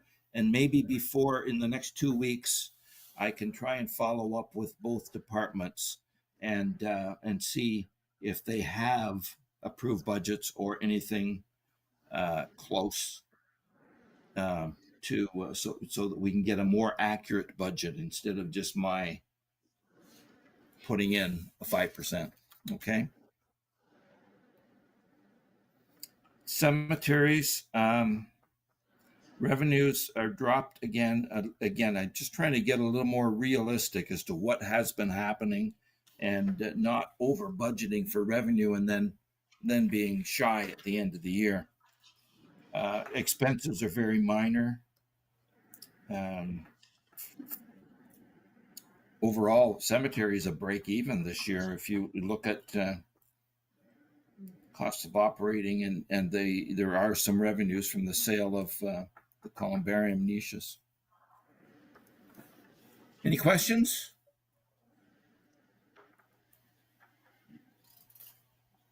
Hearing none, I'm moving on. Okay.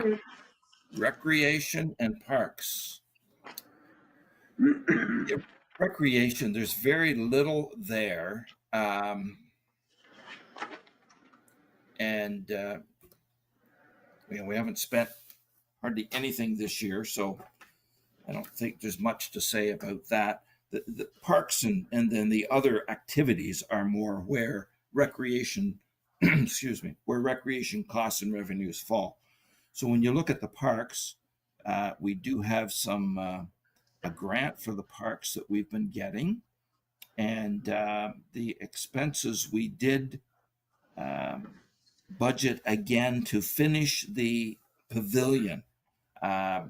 So that was budgeted for 2024, and I did not get done. So Dwayne has asked to put that 10,000 back in the budget for this year. And what else did we have?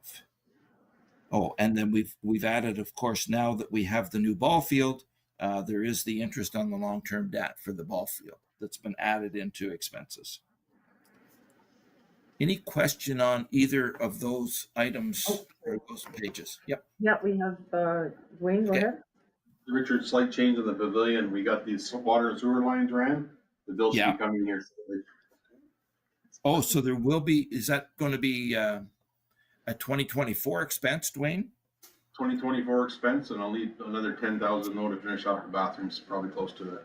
Oh, is that right? So there will be close to the 10 spent in 2024, and then you still need the 10 in 2025 to do the bathrooms. Yes, Okay. to finish off the site. Richard, Yes. that Aqua request for payment bill thing that we received that I discussed with you just before we came back, that was partially for the pavilion, the larger one. Oh, it was, eh? But Yes, that gets that was the that's 120 part of it. okay. And but that's been, I assume that's being charged into water and wastewater. I Not- think so, but it was for the like water hookup portion of the pavilion washroom. So we probably should have that over here. Is that who did that work, Dwayne, that you're talking about? Yes, Aqua and Okay. Dona, they said. Dylan was the one, the contractor, and Aqua was involved. Okay, so we'll get that fixed and make sure that that cost gets in here and not under water and wastewater Sorry about for the residents that are paying for that service. So just a question on that, because we originally got a grant of around 100,000 for the second portion of the pavilion, so we've completely used that up now? And now we're paying for the rentals? Okay. I think that was Okay, go ahead. before my time. I'm not aware. The only one that I knew was the 150 that we got for the ball diamond itself. Okay, I'll just defer to the economic development officer. We spent some of the money in Public Works to finish the grant, and then we put some of the renovations back into the Public Works budget. So we bought materials. Yeah, Brought them in the budget in 2023. okay, We had to spend the grant that year, yeah, and then we put, so then the normal budget will put us in Public Works operations. okay, so in the original budget of what we budgeted for the pavilion and the washrooms, are we meeting that budget though? I know that, I'm understanding that you had to spend the money, so you bought materials, but are we still within that? I'm not sure, depending on what the new bills are. Okay.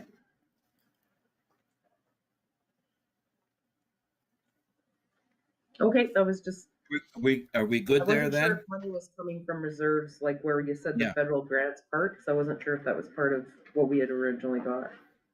Okay. So we move on to arena. Mhm. So overall, the arena budget it looks good to me in that we're still budgeting for the same kind of revenues, and the expenses overall are staying very consistent. So that includes an increase in the wage, but throughout the rest of the budget, some big items, of course, are the water and electric and sewer costs, but we're able to stay within reasonable changes from 2024 budget to 25. So, yeah, and then there were some major renovations, well, not major renovations, but there were some building maintenance done, but we do have the big project going forward in 2025 for the major renovation. So the arena overall, the net change is only, less than $2,000. So Solid. anything that jumps out to anybody that, any questions?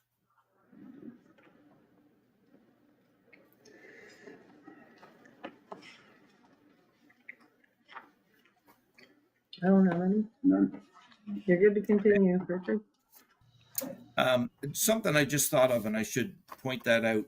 Anybody from the public that has any questions on any part of this, because I do see there are some public listening in, and so I'd welcome any emails or questions. If they want to just send them to treasurer@hornepayne.ca, I will try and answer those questions, and I'll try and bring those questions and answers back to council as well at the next meeting, so that everybody is on the same page. Okay?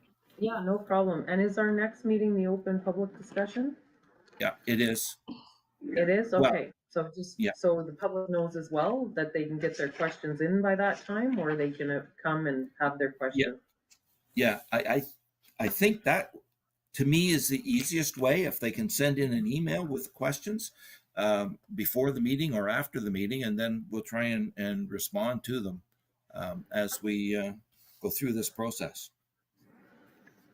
Okay, next page is curling club, canteen, and fitness. So we've got the three departments on this one page. The curling club revenues, we did not budget for anything this year because it's not operating, and expenses are very minimal. We did have the large expense in 2024 of getting the equipment repaired and going again. But overall, even without any revenue, we're only seeing $100 difference in the 2024 budget to the 2025.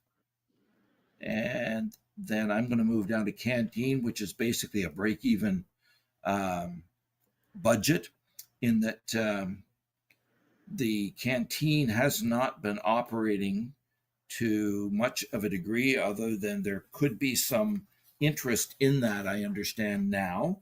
But again, I would hope if it does get up and going, that if there is any revenue, that our expenses are going to pretty well offset any revenue that would come in. And Yeah, the fitness, yeah. Sorry, Richard, I'm just going to jump in there. I think we need to make a note on this too, because we're not, for the canteen, we're not putting any of the electricity towards, and it doesn't reflect in the rents then, because they're not paying their own electricity if we do rent that. It's part, I assume the canteen is within the arena, so any electricity used at the arena is also providing power for the canteen, right? Exactly. I think it's all being captured in the fitness facility electricity. Ah, okay. And that's where I'm just saying that when we're looking at whatever rents we're going to establish for the canteen, like when you look at budgeting $5,000 to rent the canteen for the year, by the budget it looks like we're breaking even, but we're not if we're paying hydro. Not even close. So, and I think in the past the propane was covered by the proponent, was it not? Mhm. Yeah. Do you think would there be a separate meter for that? No, or there's not. they're just estimating what it would be, and they're making a contribution towards the electricity? Okay. Well, they're not making a contribution at all at the canteen level. Like when we rented like you can see the rent revenues right there. We budgeted $5,000. Yeah, we have 1,800. Yeah. Yeah. So anyway, just looking at when we do establish renting that canteen, we have to ensure we're covering all of our costs, and then also putting some money towards capital expense of that. Yeah. Okay. And then the fitness center seems to be growing.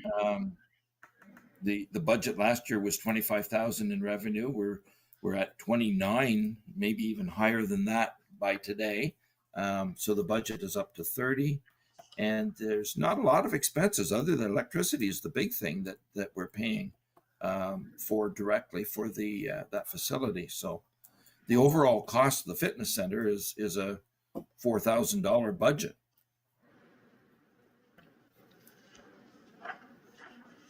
Any questions on any of those three items on that page? Curling club, canteen, fitness. Yeah, I just want to just have another question on the fitness facility. In the repair and maintenance, or the repair and, like, is the cleaning being captured, or is that captured under our administration expense? Because then it's not, like, it's making it seem like we're making $4,000 off of running that fitness facility, but we're not. Costing 4,000, not, but you're right. Yeah, There's 4,000 no. is actually costing us more. So you're for sure, and that's all within the same property. And I apologize. This is part of the problem of me never having been to Hornepayne to know the facilities. But the fitness facility is within the arena property. Yeah. Building. Yes. Okay. So I would have to assume, and maybe Dwayne or Jennifer may know, or Stacy, whoever is doing the cleaning within the arena is probably also doing the cleaning of the area that is the fitness center and possibly the canteen. Yeah, go ahead, Dwayne. The arena, the curling club, and the fitness center are all being done by the same cleaning crew. Okay. And the costs are probably all being charged to the arena, correct? Correct. Yeah. And again, I don't know how you would break it down unless you wanted to ask them if they could give you an estimate of how much time they spend in each. And then we could make an annual adjustment in the budget and actual costs to allocate their cost between those. Go ahead, Glenda. Councillor Kistemaker. I would personally like to see all that done, allocated and distributed at the end of the year, because it doesn't give us the true figure at all. Okay. And just so you know, the fitness center is actually the curling club itself, part of the curling club. Yes. Okay. So going forward, even when the curling club does start to act and get on their own feet again, or whatever happens there, it should be distributed properly so they even know what their share is or not their share. Yep. Okay. Again, I'm just making a note here. I think that's always been a big problem for all of us. Hydro allocation. Yeah. They'll never change their cost. Madam Mayor. Yes, go ahead. Sorry, Ted, I have your head down. Thank you. Richard, too, and it may be when we look at the electricity dropping from 48 to 22 and calling those actuals, unless that's individually metered, we really don't have an accurate. So to be able to say that we dropped that from 48 to 22 may really be a deception because we don't have an actual of when it's not separate metered. And I think that's correct, Dwayne. It isn't separate metered for that part? It is not, no, it's not. So somehow we just unilaterally decided we took the 48 and 20 made it 22. So that's kind of it may not be an accurate representation. I would assume then what is happening is when the hydro bill comes in, at some point it was established that a percentage gets charged to the fitness facility and the rest of it goes to arena. Maybe a portion. No, there's nothing in the curling, so it must be just between those two. And I would assume. Dwayne. Richard, there's two different meters, one for the arena side and there's a second meter for the curling club fitness area, canteen area. There's two separate sprayer feeds coming into the building. All right. Okay. So that's how it's split between the two. Okay.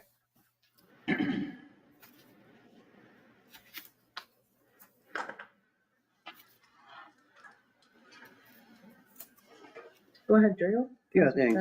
Stanek? I agree with Councilor Belinda, but I wouldn't want to see administrative nightmare. I think if you estimate, my staff, through Dwayne to Jay, spends about 8 hours per week in that area. So we estimate the cost instead of having timesheets to break it down what they go there. We're going to spend more money trying to figure out what we're spending there. I like to see estimated, then we know roughly what it is. Go But ahead, we're Councillor.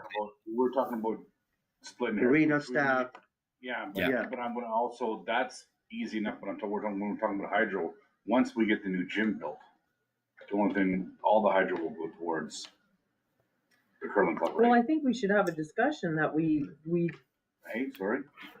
I was gonna say that we should have a discussion that when we get the new electrical put in for the library should be on its own and the gym, and then look at it at that time. What do we, or is there a different system that hydro can provide where it's 1 meter, but it's divided I'd like out? to see that, cause if you have separate. Yeah, meters, then it'd you're be a paying- cost to the town for yeah, each, every actual everyone. gonna cost us. yeah. But there's gotta be a system where it's put in place and then it's divided amongst where it's going, so you know where the power is going?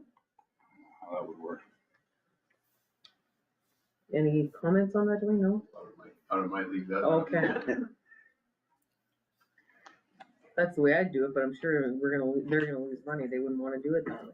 So, go ahead, And Councilor. just a final comment, it's interesting to note that the revenue actual, I mean, it'll be more for arena is 31,000, over 31, and the fitness facility comes in at 29, almost 30,000. It's interesting that that's close numbers.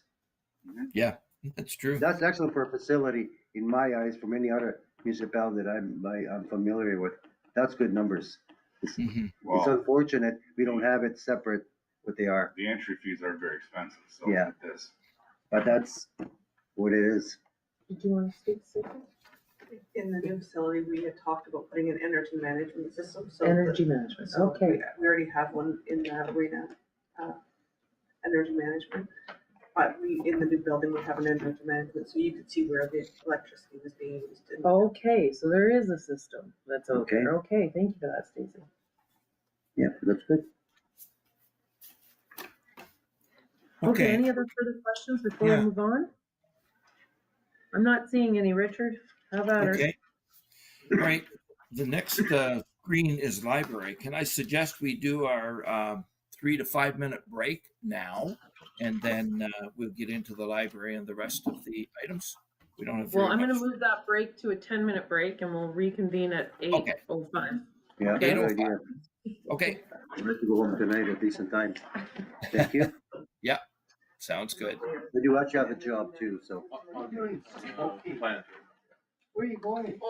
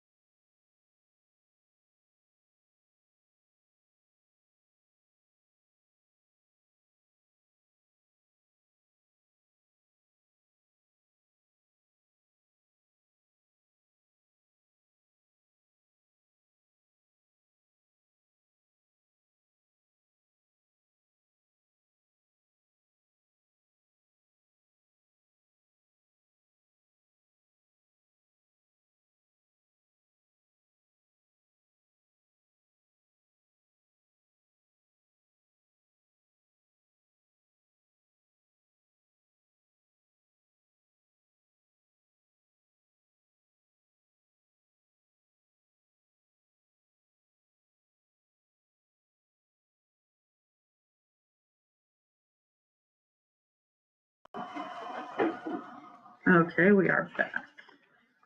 We're back live, okay? And Richard's still online? Should be. Yep, you're gonna share. Thank you. Nice to see you all again. Jen's just gonna pull up the presentation so we can continue.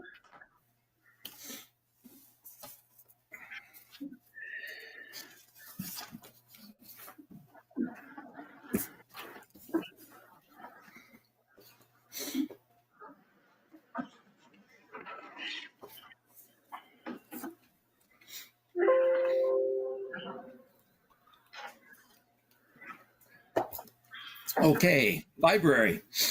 Now, before we get started, I did get an email from the library. The library board had their meeting last night, I believe. That's And correct. they did not like the idea of having a 5.68% increase. So they have asked that we take $3,000 out of the travel and training line. So that would, drop that. And also, here it is. I've got two of them, don't I? Yes, I do. And also $500 decrease in the ebooks. So that brings the library down to a 3.19%. Now, overall, trying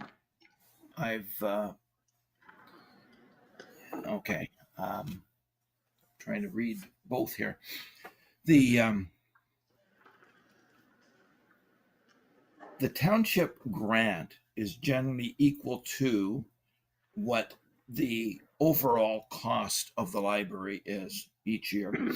So, for instance, the budget in 2024, the overall cost was $140,900 for the library. So that's what the grant was. This year, that overall cost would now change to a grant of $145,400, and it shows as a revenue and an expense.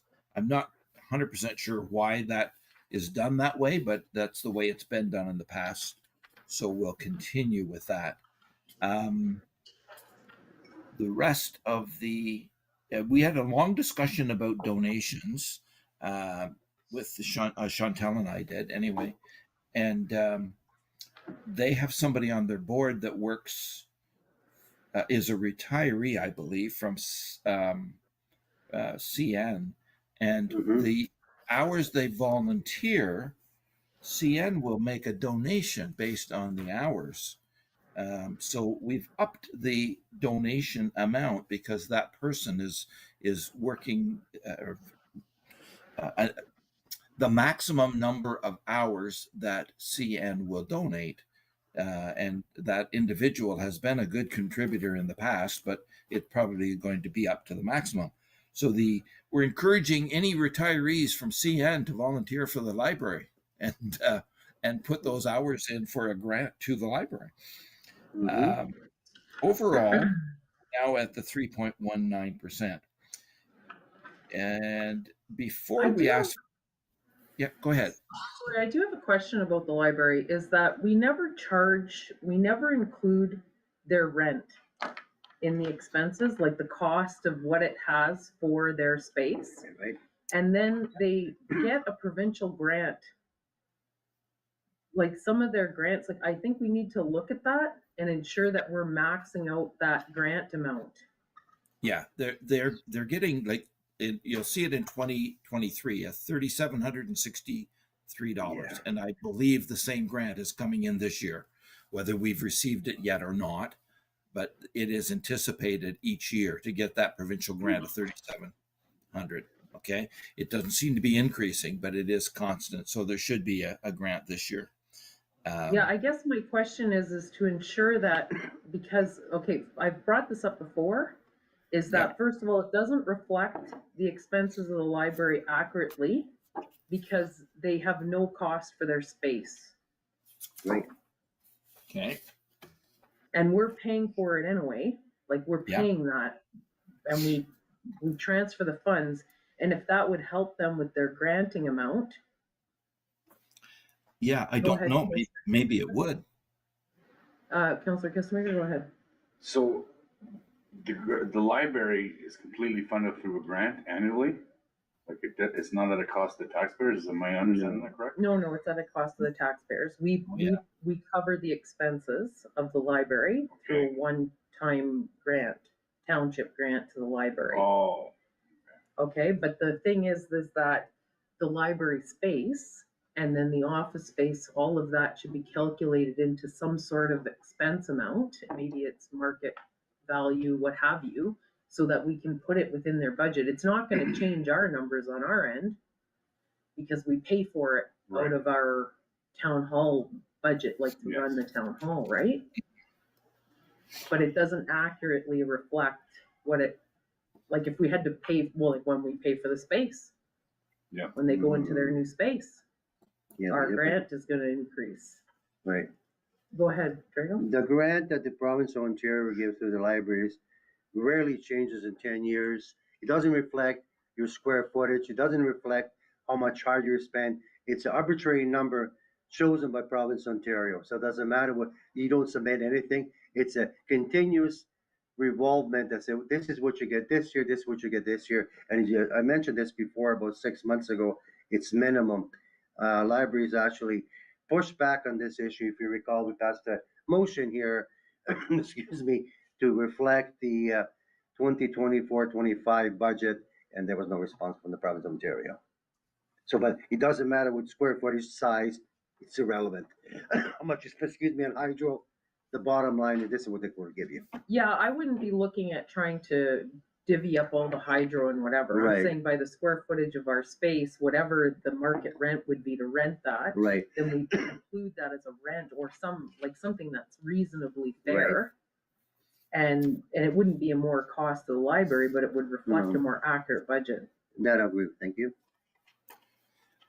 That's a good point. That to be,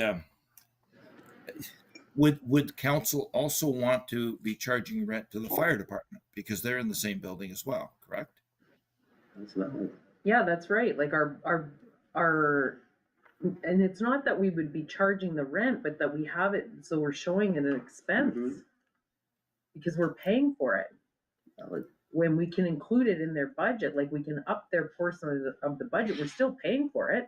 Yeah, for sure. But it's not, there's no reflection of it. There's, and I'm pretty sure from when I was on the library board, there's some grant that reflects the rent. There's something.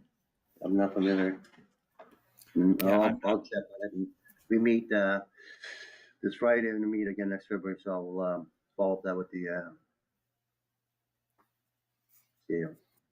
Okay, thank you for that, Councilor. Yeah, it's hard, it's very difficult to know where you should be allocating costs and when you stop, because the other thing is, how much time do office staff spend on the library? We deposit money, we pay their bills. A portion of the office staff maybe should be allocated to the library too. If it was going to create additional revenue because of their, to properly spend the time to allocate all of the costs to the library department, if you want, then absolutely, let's do that. If it's not going to generate a lot of any additional revenue, is it worth making those entries? And that's up to council if you want to do that. But what we would need to do is just budget for it and then allocate. And again, it could just be an annual allocation of a rent charge, not actually cutting checks and depositing them and whatever. Okay, well, we'll find out. Councillor Stefanek's gonna find out about the grants and that, and check in, and then we can would make any difference. Okay. Yeah. Now, one other discussion that I've had with the library, with Chantel at the library, or Darnell, I'm sorry. Darnell. Yeah. The library, she was asking me about the 2023 surplus, and if the money that they had as a surplus in 2023 went into the library reserve. And I said it did not. To my knowledge, there was no resolution to authorize that. And so the library board would like that to be happening. So I said to her, if they want that to happen, they need to request council to pass a resolution authorizing staff to allocate any surplus into their reserve. So at their meeting last night, I guess, no, this was from the December 10th meeting, they passed a resolution that said, be it resolved that the board does hereby request council to transfer the 2023 and 2024 surplus from the library into the library reserve account. Now, I understand completely what they're asking for, and I do agree. It is an incentive to not go out and spend the balance of your budget because your year is almost over. You know, if you have a surplus because you didn't have to do repairs on equipment or building or whatever, know that that surplus is not just going into general reserves, which it did in 2023. But at the same time, I have to caution council, when you do it for one department, and I call the library a department, then the fire department may say the same thing. You know, if we have a surplus, why isn't that surplus going into a reserve for the fire department? And then you could look at each department to do that. And then when you do have a situation where a department, and I'm going to pick on Public Works, let's say you have a terrible winter and they go way over budget on their winter control, where does that money come from if every other department is putting their surplus into a reserve?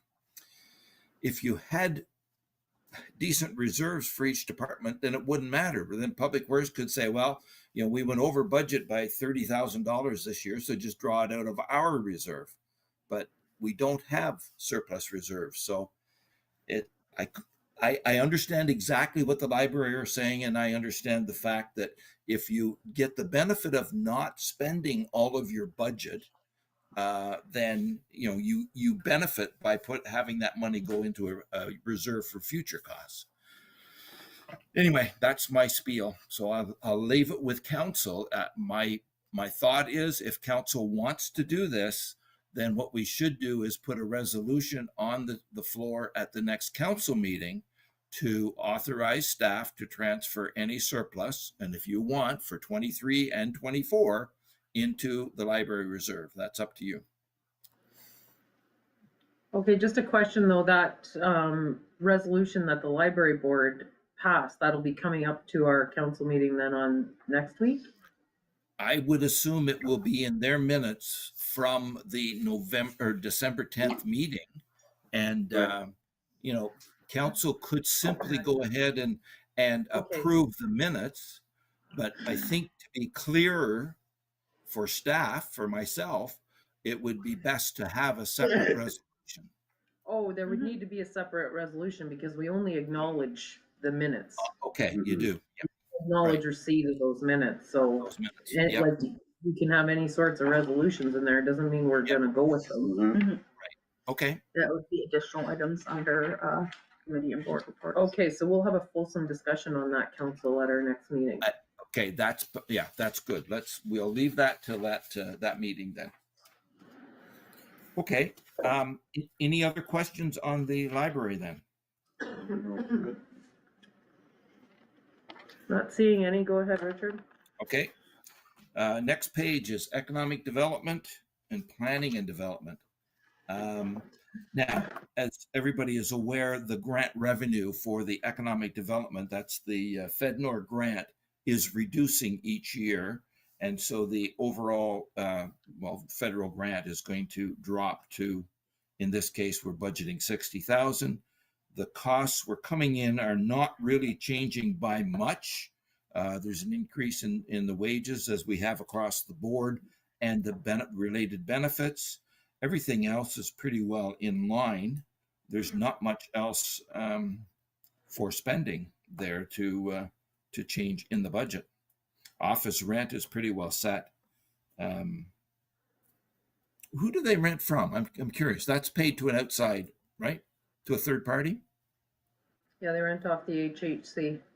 Okay. Is there plans for that office down the road to be part of the regular municipal office? Or I just wondered if there's long-term plans to eliminate that rent. Well, there would definitely be hopeful, because once the Okay. library moves, we're gonna have more space in this building, but then we have to look at a different building as well. Like right now, we're grandfathered in for accessibility because our current building isn't accessible. Any other Okay. comments from council on this? No. Councillor Peter I think Kissler. as far as the rent, it's going from one pocket into the other, but in the same pair of pants.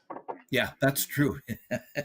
Yeah, it is, but it goes completely against what we set up the HHC for, was to provide housing, not Mhm. office space. So Yeah, we're conflicting true. our values in what we're doing, right? So we should be housing our offices within our office space area and renting homes, but we have no choice. That's where it's at,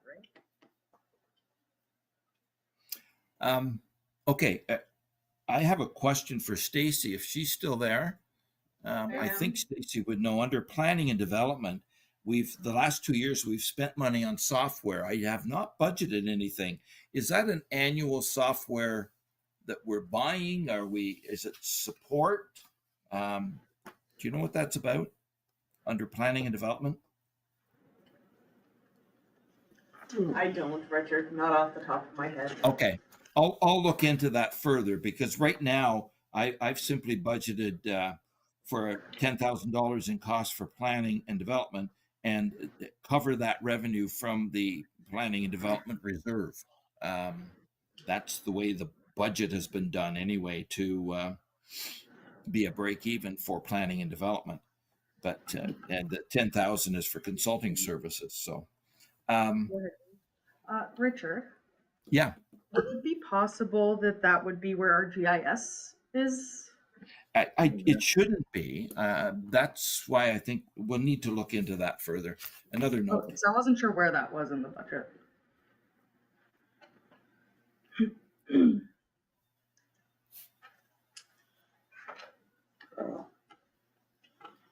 Okay, I'll follow up on that and see what that is, so we can get that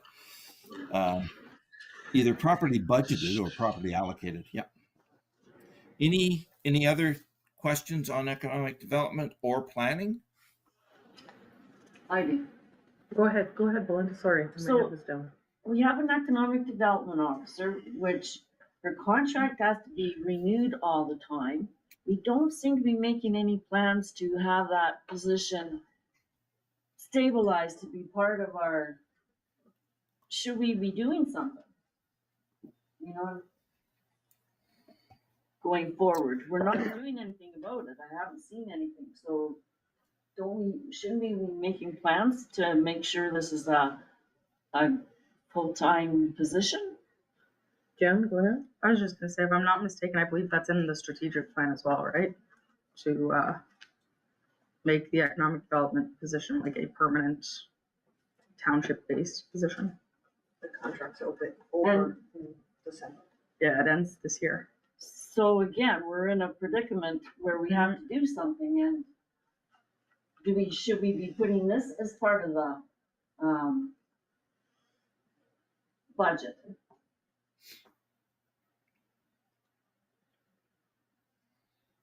Well, we are budgeting for the cost, the position to be there, and the Yeah. revenue, the grant diminishing. And so I believe, I may be wrong, but just from memory, I think part of that FedNor grant will go into 2026, but I think March of 2026, it would be finished. And we're only getting 50% of the wage and travel costs in that in the third year. I might be wrong, but.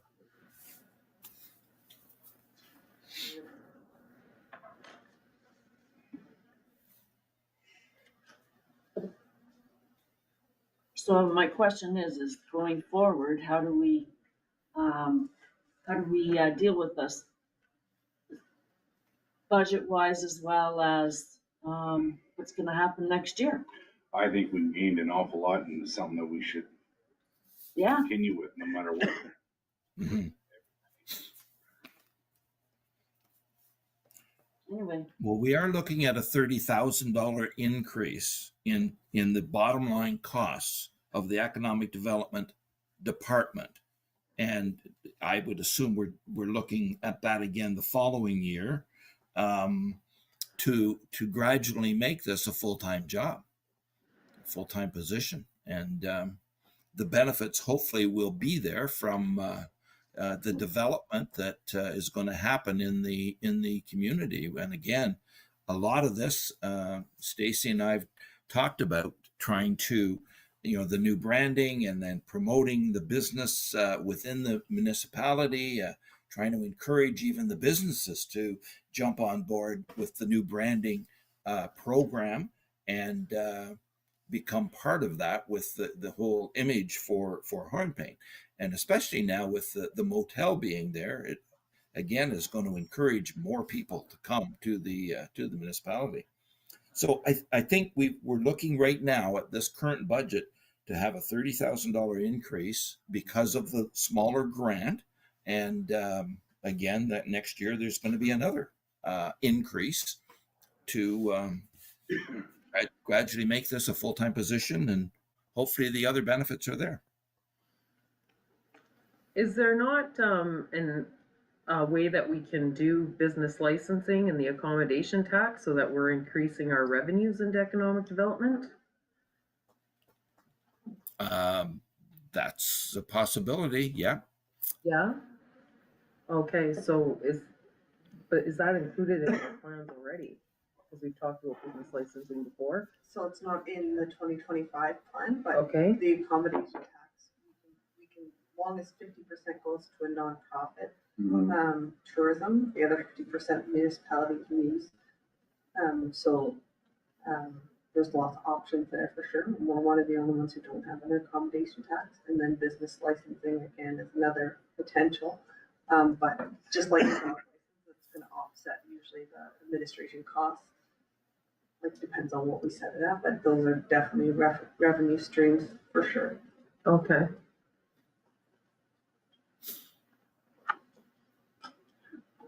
So how do we move forward to make them happen? Am I putting it to Richard, or do you want to have a conversation with Stacy about that? And because we have to have more, we have to have revenues coming into economic development from the very, when we first filled out the FedNor application, that was the, like, business has to feed business. Yeah. Go ahead. Okay. I would advise that staff can discuss and come back with plans later. Just because I'm sure some research will be needed. Yeah, go ahead, Councilor. Yeah, I think we should look at the logistics of the MAT tax, municipal accommodation tax. I mean, 98% municipalities in Northeast Ontario have it. They do. Eh? Basically- Okay. Yeah, that's a fact. I know that. So basically, when you pay for a room, say $150. Yeah. 30% goes to MAT tax, which is submitted by that particular business to the municipality. 50% municipality goes to tourism, and 50% goes to nonprofit. That's a standard throughout that I'm very well aware of.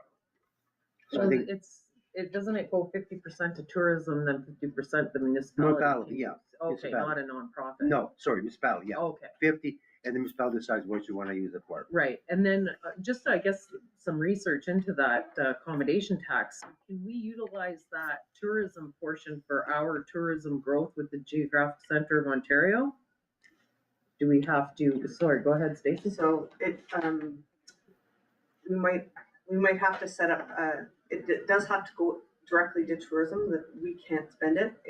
We could set up an MSC for tourism, and we could allocate hours of wages of staff for tourism. So there's lots of ways, different ways we can do it. Okay. So, Okay. because we need funds for our Center of Ontario. Yeah, because it was zero. Yeah, as my follow-up thing is, if the staff could investigate for this and to see, bring some concrete data, the procedure, logistic, how we actually proceed, and just instead of talking about it in the Yeah. circles, to actually see what the plan of action is. Thank you. very Yeah, much. and then any other economic Mhm. or revenues that we can bring in through economic development, whatever. they are. Yeah. I have all that, most of that research. Okay. So what Okay. what kind of report would council want on that tax? Do you want, so, okay, first, sorry, Richard, I don't know if you heard Stacy, she said she has the research and she can bring a report to council. Okay, good. I didn't.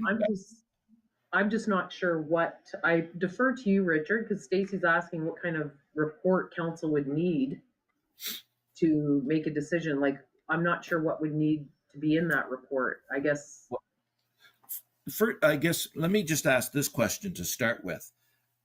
Right now, we're looking at a budget that has just under $30,000 increase in the economic development department because of the reduction in the grant. If council is content with that, then what we can do is Stacy and I can brainstorm, and we will put together a program on deciding how we can continue with economic development and what other revenues can be looked at in the future.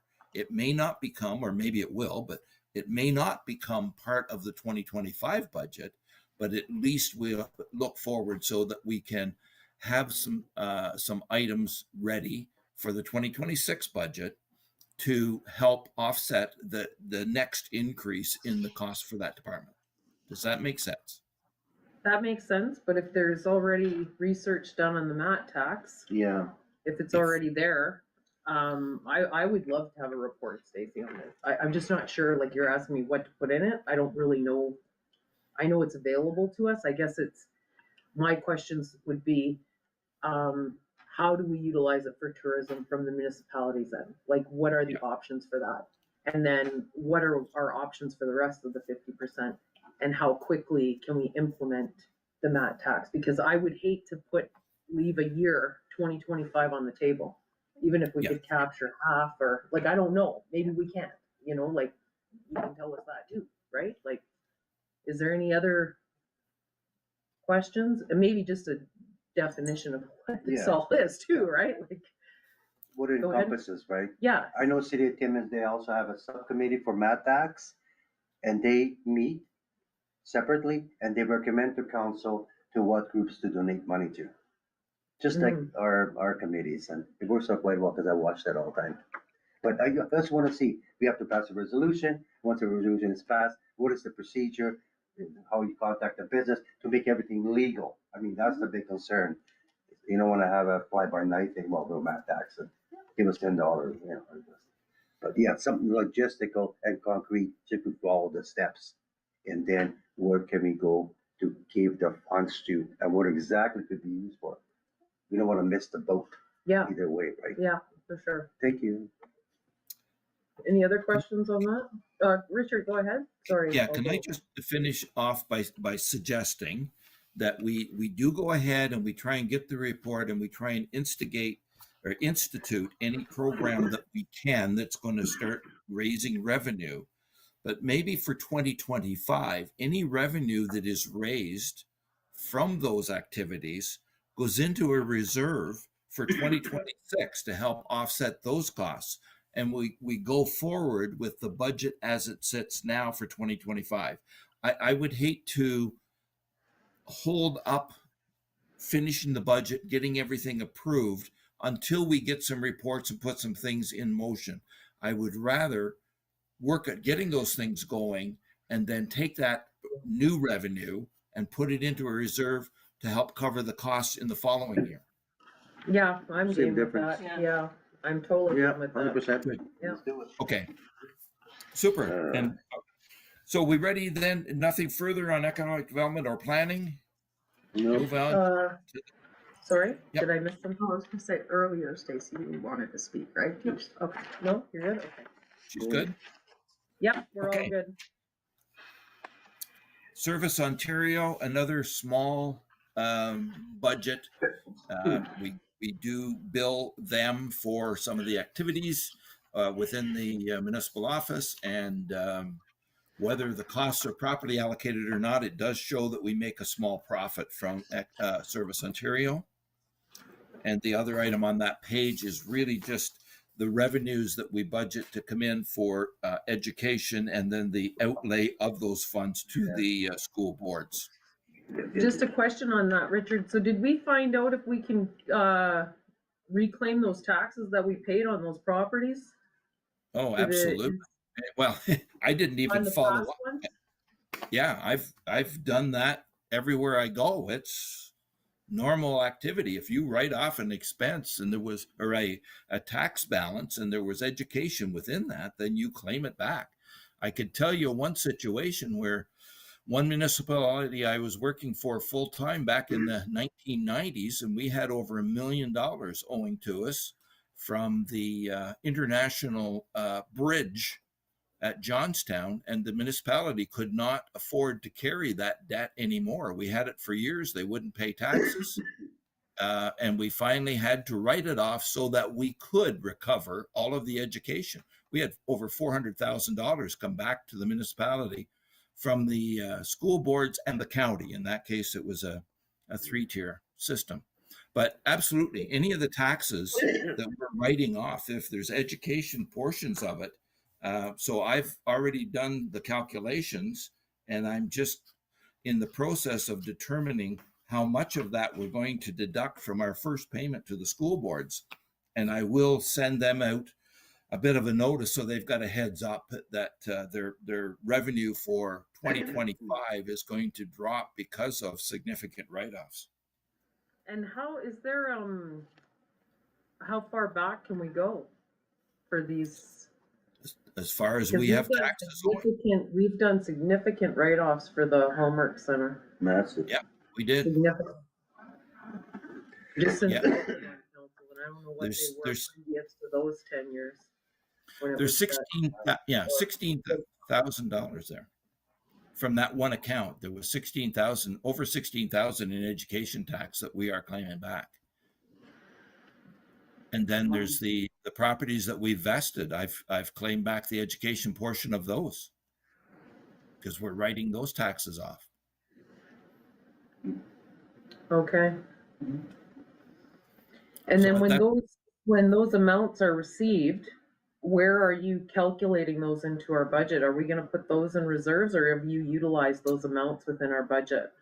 What will happen this year when we're done the audit for 2024? Our allowance for doubtful accounts is going to drop significantly. It ended up at 396,000, I think, at the end of 23. And because we've written off these accounts, it will not hit the expense for the municipality because it was sitting there as a reserve for uncollectible. And I still believe that the reserve was too high. And I will calculate what I think the reserve should be, and I'll have a discussion with the new auditor about that. So I'm hoping that when we adjust that allowance for doubtful, it will result in a small income for the municipality by correcting the allowance for doubtful accounts. Does that make any sense? Yeah. Yeah, it does make sense, but I guess what I'm saying is in the end, so that's adjusting all the numbers on paper, but the actual cash that comes in hand. It will. The cash is just less money going out to the school boards is what you're right. Anticipating. Okay. Okay. Yeah. And what will happen was I'm hoping it will help boost the bottom line for 2024 by doing that cleanup on those accounts. Okay, sounds good. And I do have one question just back. I forgot to ask it, and I don't know what, when you just said it occurred to me. Was our legal, back to our legal, are we able to put an RFP out for new lawyers like we did for auditors? Absolutely. Okay. As long as you don't have a signed contract that goes for X number of years, you can do an RFP whenever. Okay, can we Research, research that? Okay, yeah, we're gonna we research did. that and make sure. Okay. So nothing further on that page. No. Okay, then we're down to water and wastewater. So my notes on that page that's up on the screen now basically says I'm suggesting that we look at a 3% increase in both water and wastewater. Last year, I believe what we did was we bumped water up a little more and we dropped the wastewater rate, and so that overall it come out at a less than 2% or less than 3% change. Yeah. But this year, because we've got some substantial raises in the cost from Aqua, on the next page, Jennifer, I think we can move on to that. That will show the budgeted revenues and the budgeted expenses for each of water and wastewater. So what I've done is I have budgeted for an increase of 3% in the water and wastewater rates, and the expenses. As you can see, the Aqua cost for monitoring the water system is going up by 9.5%, and that's the biggest chunk of both of these operating. And then the wastewater, their rate is going up by 21%. Okay, just a question on that. Does that fall in with the parameters of our Aqua contract? Right, Bush. It That doesn't make sense to me. Right. yeah, that's what they have told us the rates would be, and I know it's not a cost plus that they wanted to go to, but it's That's what they're saying. It's gonna be a 21.87% increase? Yeah, without going to cost. Yep. That doesn't make sense. No. Go ahead. I think that I had a check mark, question mark. I think that should be checked through Mary to the treasurer. This number is outstandingly high. Yeah, No, absolutely. First ever. 3% per Please, year sir. or something. Like, Yeah, that's how like, we signed no, that agreement. it doesn't seem right, and my gut feeling is it is not right. Then I will definitely be following up on that. I've already had some emails back and forth, but I'm just trying to flip through where the last email was that I had from them on this.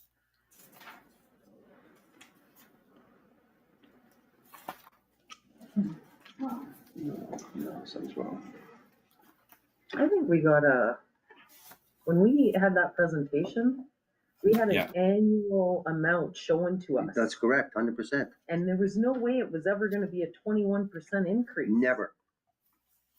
As soon as I looked at it, I said, there's something wrong here. 3 to 5, 6, 7. Yeah. What I was looking at, the sheet that they gave us when they made that presentation said if we stay in 2025 with a fixed management fee estimate, the wastewater was coming in at 21.9%, well, 21.87, I guess, and at the cost plus, it was going to go up by 23.5% over what we budgeted for last year.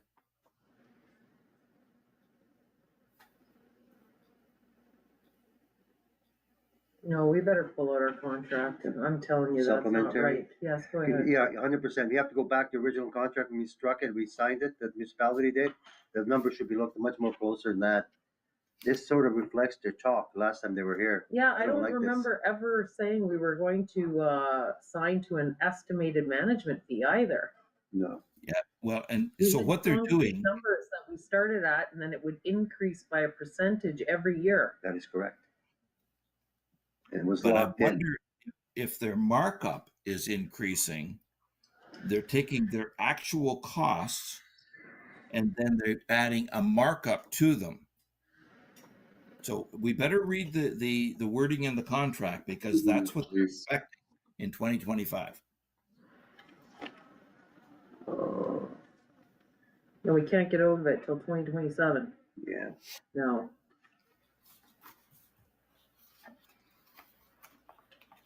I thought they were getting back to us. Yeah, so originally during the presentation, I had asked if we would be able to extend, and they said, yeah, shouldn't be an issue. And then when I followed up, they said, absolutely not. So we had to make a decision immediately. And we gave you that direction. That Yeah, we weren't stay go- we status wanted quo. to stay status Yeah. quo. Yeah, so it was, they had said no to extending the negotiation period. That's fine. We have a solid contract. What I will do is I will dig out the emails that I've had back and forth with the manager for the region, and I will send them to council. And in the same time, we'll look at the contract and see whether the wording does fit with what they're doing. Okay, but Yeah, and I'm wondering, does this, because this is a negotiation, do we gotta move this into a closed session at a meeting? Well, there's still ongoing negotiations now. No, yeah, We're just Until looking at Well, contract. 2027. okay. It's a contract, right? Which No, is- I'm good. I would Yeah. rather it in the open. Yeah, me too. It never says they don't make any money on not sure if you've, us. Newsflash, yes, they do.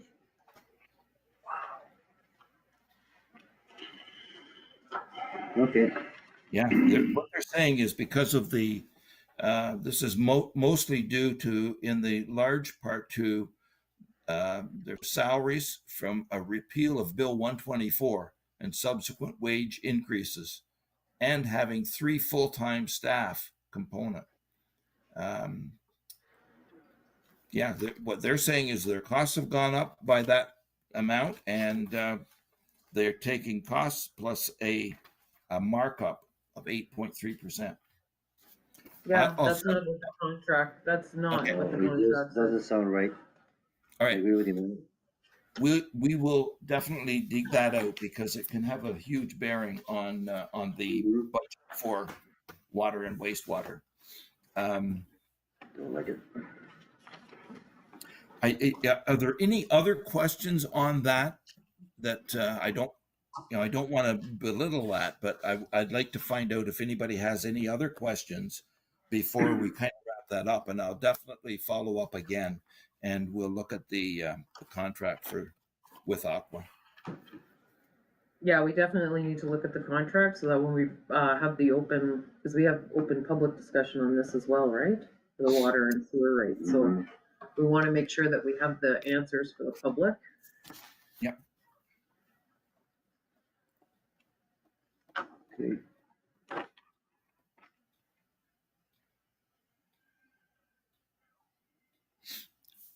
Anything else on those budgets that anybody has any questions on? Great presentation, Richard. Thank Yeah, you. good job. Yeah, and I'm going to tell you, I kind of hesitated when I put it together. I think last year I did not have the 2023 actuals to date on that report, but I think it gives some impression, some idea of what we are spending. But I hesitate because I know they're not the year-end numbers. They're not the finals yet. And I still think it's good to have some idea. And some of those numbers could go up. Some of them could go down once we do the year-end adjustments. But at least, to me, you're getting a better picture of what happened in 23, and that was right back to the full final year-end numbers after the audit, and then 24 as up to date as I could make them when I sent this out. So with that, then I've got a bunch of things to follow up on, some adjustments to make, some questions to answer, and I will put that together over the next 2 weeks, and we'll get ready for the capital budget meeting in 2 weeks' time, and at the same time an update, or hopefully the final, on the operating costs so that we can, my goal is to talk about the capital in detail, any final adjustments here resulting from any work that we can follow up on. And then at the February meeting, I'd like to hopefully approve the budget for 2025, and then we can get on with things. Okay, so just for the public that's viewing tonight, and so that I know, I can tell people. So which date is it the next budget meeting that we have open public discussion? Yeah, I don't know how. January. Yeah, How? it would be That's 2 weeks January- from today, so. January the- 22nd. 22nd, yes. That's what I have. Okay, so January 22nd, so up until then, people can email you at treasurer@hornepayne.ca with any Correct, questions on the operating budget. yes, And then the capital budget will be presented at that meeting as well. right, And then we'll open up questions to the next, when we look to pass the budget. Yep. And if we, if some glaring things come open, of course, we'll set another meeting to pass it later in February, but. absolutely. But Okay, just to understand that, so the public that are watching, and you can email the treasurer@hornepayne.ca right, with questions or comments or concerns. yes. And I don't, at the next meeting, anybody that has logged in and are watching live, are they able to then like raise their hand and ask questions during the meeting? Is that? Yeah, there's not during the meeting. What we do is we have a portion, so we'll do the presentation. Yes. And then you can give us the update of the operating budget of what we talked about tonight. And then there's an open floor session. I believe our procedure, correct me if I'm wrong, it's at a minimum of 15 minutes. I believe that we have to open up the floor for questions. But yes, and yes, to your question, can people online ask questions? Yes. They do it online. Okay, yeah, They I can just, do it I online, was, or they can come in person.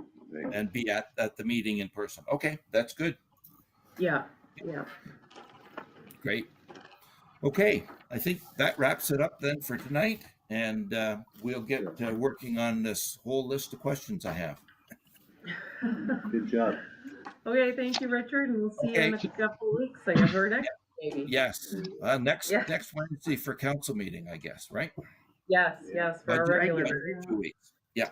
Okay, thank you, and I just want to thank all the staff and behind that helped and got you the information you need and all of that as well too. Absolutely, yeah, got a great staff there. Yes. Thank you, Richard. Thank you. Thank you. Enlightening, informative. Thank you. Well done. Good. Okay, thanks. Okay, so we have the adjournment council. If I can get a mover and a seconder for the confirmatory, please. Moved by Councillor Belinda Kistemaker, second by Councillor Peter Kistemaker. Be it resolved that the bylaw number 2104, being a bylaw to confirm the proceedings of council at their special meeting held on Wednesday, January 8th, 2025, be hereby read a first and second time and be considered read a third time and finally passed. Those in favor? And that is carried. And the adjournment, the mover and a seconder, moved by Councillor Dragos-Spanik, second by Councillor Belinda Kistemaker. Be it resolved that council does hereby adjourn this special meeting of council held on Wednesday, January 8th, 2025. I've got 8:54, is that correct? 8:56. 8:56, okay, 8:56 p.m. Thank you. Those in favor? And that is carried. Well, thank you, council, and have a good night. In my Twilight Zone, when the gentleman spoke for water agency, the contract should be no